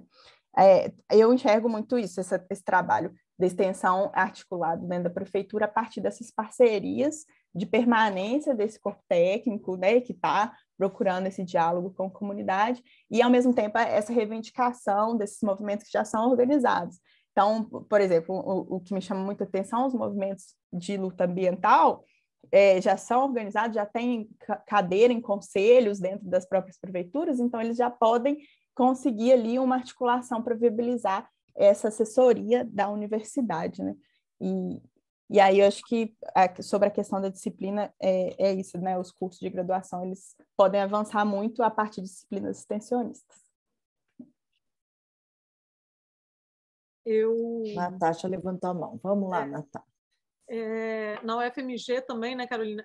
Não é só a formação livre e as optativas, a gente tem outras possibilidades. Por exemplo, a gente tem uma disciplina na Escola de Arquitetura e em outras unidades que se chama Uni 009, de 60 horas, que você pode ofertar oficinas multidisciplinares. E isso é uma coisa muito interessante, porque os alunos de toda a universidade podem matricular.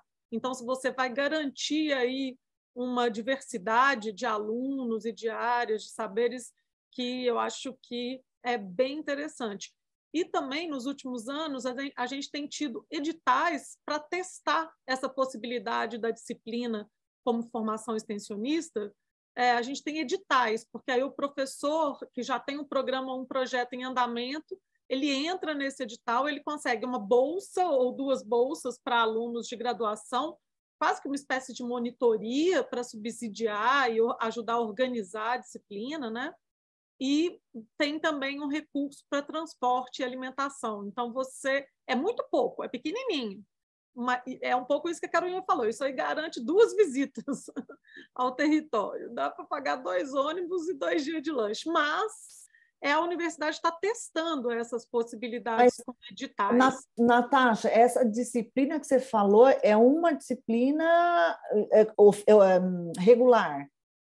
Não, essa formação e extensão, ela abre editais, porque não, ela mas a outra, Uni 009 é regular.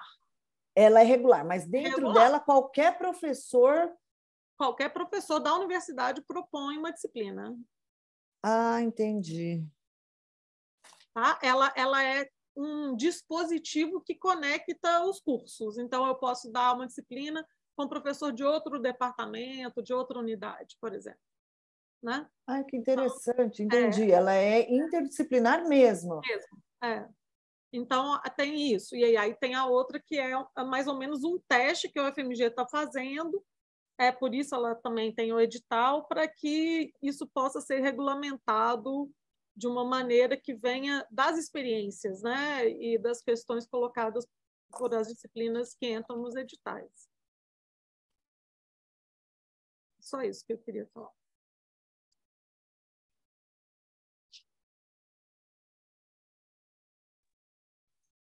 Mais alguém tem alguma pergunta, gente? Quer falar alguma coisa? Cadê o pessoal da cartilha da cidade? Eu não... Cadê o pessoal? Cadê? Estou tentando ver elas. Aqui, ó, estou vendo a Verônica. Posso falar rapidinho da cartilha? Cadê quem está falando? Fernanda. Oi, Fernanda. Não, é que vocês falaram, eu não sei se eu que perdi, em quais municípios vocês já atuaram? Eu sei que nesse último foi um curso meio de difusão, vocês se inscreveram lá na CSEX do IAL, ok? Tiveram lá as 14 pessoas? Não, de vocês tiveram mais. Mas com que comunidades vocês já trabalharam? De quais municípios? Eu fiquei na dúvida. Tá, antes só queria falar que a Caroline tinha me perguntado, né, como as metodologias do projeto, eles são percebidos nos alunos. A gente tem diversas versões, né, diferentes versões de jogos, então a gente seleciona de acordo com o público que a gente vai, né, atuar. Então a gente tem desde jogos para creche, quanto para instituições de ensino superior. E os efeitos, eu diria que a gente tem de efeito imediato, né, que é perceber, de fato, como os agentes atuam no jogo, também efeito a longo prazo, que a gente espera estar contribuindo no papel de cidadão de cada jogador. Então, por exemplo, da creche, a gente vê como as crianças entendem a cidade, como elas desenham, né? O jogo funciona completamente diferente, a gente não tem um tabuleiro. A gente propõe que elas desenhem a percepção que elas têm da cidade. Também temos jogos para as escolas, que o pessoal já implantou. Eu não participei efetivamente das escolas e creche, né? Eu entrei no projeto recentemente. E esse último ano a gente foi para universidades em Sorocaba, Bebedouro, e por último nós fomos em Santos, numa faculdade também. O público eram alunos de graduação, mas não necessariamente, não exclusivamente de arquitetura e urbanismo. Então, tivemos alguns outros alunos de outros cursos, e a gente procura sempre mesclar, né? Alunos de arquitetura no grupo com alunos de outros cursos, para justamente fomentar aí essa discussão, esse diálogo a respeito dos problemas da cidade. Não sei se a Verônica quer complementar alguma coisa. Mas aí ficou uma dúvida, Fernanda, vou interrompendo assim, que eu sou entrona. Porque a gente já fazia isso com uma pesquisadora mais antiga de vocês, com a Miranda, que ela também participou, quando a gente fazia mais ou menos semelhante isso lá no Projeto Rondon em 2014, né? A gente levava o mapa, fazia, mas a gente não fazia com estudante, a gente fazia com a comunidade em si, com os agentes, com os moradores. Então, assim, porque vocês estão lidando mais com alunos, com graduação, como que fica aquele que vive em Santos, né? Aí o Miguel já abriu ali a câmera, como fica a percepção desses problemas por aqueles que estão vivenciando, porque eu lembro que vocês fizeram uma demonstração aqui na Praça de São Carlos, em frente ao mercado, e ali teve uma participação ativa mesmo da comunidade. Então, para mim, ficou um pouco... Simone, eu posso estar respondendo? Que eu participei dessa atividade da praça. Então, na praça, nós levamos a maquete, nós fomos conversando com as pessoas que iam transitando, os transeuntes que iam passando, nós íamos conversando sobre os problemas da cidade.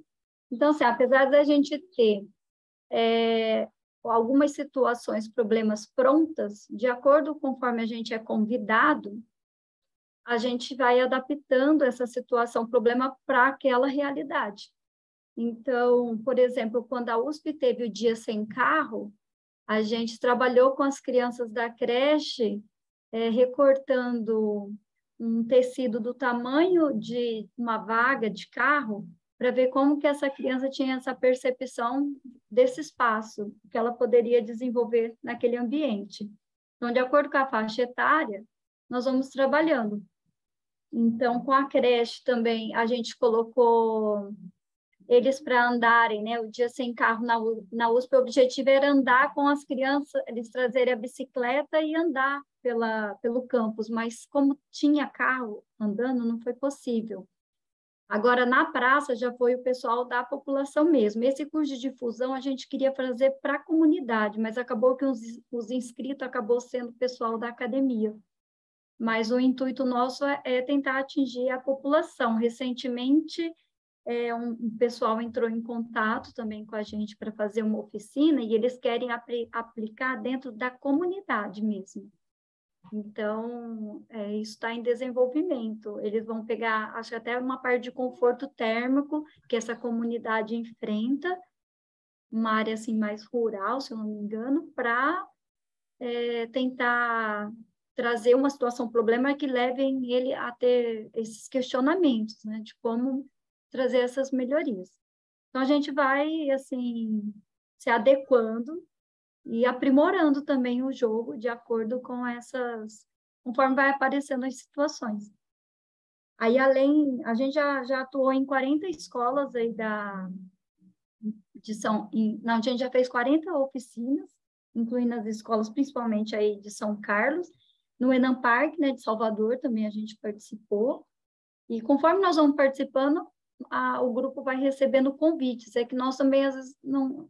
É difícil atender a todos, né? Tem essa questão também de recurso, mas que nem essas que a Fernanda comentou de Sorocaba, de Santos, o pessoal pagou, né, para a gente poder estar indo. Então, quando tem essa disponibilidade de tempo e de recursos, a gente sempre tenta atender. Só para completar, assim, o projeto da cartilha, ele surgiu com a intenção de fazer as oficinas nas escolas públicas, sobretudo para alunos do ensino fundamental e do ensino médio, inicialmente ensino fundamental. Então, as primeiras oficinas, isso já faz, acho que 8 anos, algo assim, foram realizadas nas escolas, né, municipais estaduais de São Carlos. Quando nós teve o Enam Park em Salvador, então nós pensamos em fazer a oficina para o Enam Park. Tínhamos muitas dúvidas, né? Nós fizemos um Docomomo, que aconteceu em São Carlos também, mas tínhamos muitas dúvidas se iria ter, digamos assim, uma recepção em função do público, porque a gente imaginava a cartilha para justamente alunos 14, 13, 12 anos. E no Enam Park, a nossa surpresa foi que a recepção com colegas de pós-graduação, professores, alunos de graduação foi excepcional, né? Vários relataram e colocavam ideias, né, que poderiam ser utilizadas em aula, em sala de aula e assim por diante. Então, assim, aquilo que a gente imaginava, né, uma certa carência de informação com relação às questões urbanas para alunos do ensino fundamental, na verdade, essa carência ela se estende para outras, né, para outros contextos, inclusive os nossos, Os né, nossos. infelizmente, de formação. Então, aí ampliou-se, né, esse público em vários sentidos, como a Verônica falou, nós fomos para as creches, né, fomos para aquelas atividades públicas que fizemos no início do governo de resistência, de combate ao governo Bolsonaro, e aí os cursos que nós começamos a realizar online, nós realizamos em função da pandemia, mas a previsão era fazermos as oficinas, né, através de contatos que nós havíamos adquirido num bairro popular de São Carlos, na cidade de Araci, né, que era ali que nós iríamos fazer, mas infelizmente não foi possível e ainda não foi possível retomar, né, mas o projeto da cartilha é não só atuar com estudantes, e agora estudantes de todos os níveis, mas atuar junto com a população também. Super esclarecido. Ainda temos 4 minutinhos, 5. Só complementar também, assim, que a cartilha da cidade, ela tinha uma maquete, a princípio era de papel, com a creche a gente faz em EVA, e ela veio se tornando esse tabuleiro, né, que eu mostrei na imagem. Aí, na pandemia, foi um grande desafio, porque nós tivemos que fazer um tabuleiro digital. Então, a gente está sempre, assim, tentando aperfeiçoar. Mas o legal mesmo é sempre ao vivo, assim, né? Você fazer o presencial, porque a interação simultânea, a gente até sentiu uma grande diferença, porque quando a gente apresenta a oficina presencial, todas as pessoas falam ao mesmo tempo, é uma confusão, às vezes. E enquanto que, quando a gente faz online, é um silêncio absoluto, porque separa as salas simultâneas, as salas individuais para conversa, e aí fica aquele silêncio. Então, assim, é sempre uma aprendizagem, um aprimoramento mesmo. Muito bem. Nós também gostaríamos que fosse presencial esse nosso encontro aqui, que a gente já no café agora, nós já estaríamos se dirigindo para o café, eu já ia catar a Natasha para perguntar um negócio, a gente já ia trocar figurinha lá, a Natasha já ia procurando não sei quem, quer dizer, a gente vai ficar sem o café para continuidade dessas questões que a gente trouxe, super rica, né, Natasha? Não sei se você tem alguma coisa para finalizar, porque da minha parte, assim, eu fiquei muito contente de estar aqui com vocês, aprendi muito, né? A gente já anota aqui insanamente para ver se a gente... essas experiências bem, bem bacanas, acho que no Parque começou com o pé direito, viu, Miguel? Parabéns, organização aí, Miguel, Tomás, equipe, Daniel, que ficou aí todo esse tempo, e todo o pessoal do IAU que, de fato, ali esteve nesse apoio. Esse primeiro dia, eu acho que as 2 sessões que eu assisti agora foram muito proveitosas. Não sei, Natasha, agora fechar aí. O microfone está fechado, Natasha. Concordo, Simone, e além da gente ter lido os trabalhos, que são excelentes trabalhos, né? A gente praticamente não solicitou nenhuma... São trabalhos que já vieram muito bem escritos, então acho que a gente ou deu sorte ou o nível do ENAMPARC realmente está alto, né? Mas e a apresentação e o debate, e uma coisa que eu observo é que a relação de ensino, pesquisa e extensão, em todos os trabalhos, ela está muito clara, e parece que essa etapa da nossa luta pela extensão integrada, a gente já está vencendo. Agora parece que essa mesa deixa a questão como fazer essa integração com o Estado, com o poder público, com as prefeituras, através da ATIS. Então, assim, eu tenho uma sensação que a gente está avançando, apesar dos momentos tenebrosos que nós passamos nos últimos 6 anos. Nós avançamos, continuamos fazendo, ninguém aqui parou, os projetos continuaram com dinheiro, sem dinheiro, em parceria. Então, acho que não perdemos, a extensão não perdeu nesses anos, sabe? Nós conseguimos fazer um trabalho independente, eu acho que isso aconteceu em todo o Brasil, nas universidades, e é isso, parabéns para todo mundo que venceu os 6 anos de trevas.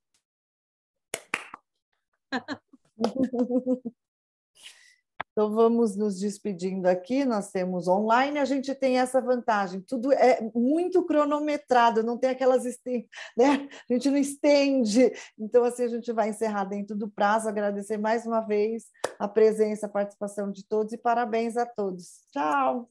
Parabéns, gente, pela organização. Tchau, gente. Simone, pede para todo mundo abrir, dar um print, você dá um print. Eu não sei dar print aqui. Alguém sabe dar print aqui, meu Deus? Vamos abrir a câmera aí, vamos ver. Cadê a moça? A moça do apoio. Eu cheguei a dar um print no comecinho, Miguel. Abre tudo, Isabela. Não é Isabela, que é apoio técnico. Quem que tá saindo. É a Laura. Lara, eu posso tirar o print. Então, Lara, você consegue dar um print? Eu dei um print quando a gente tinha 30 pessoas na sala cheia, uma sala cheia para uma mesa, para uma sessão temática.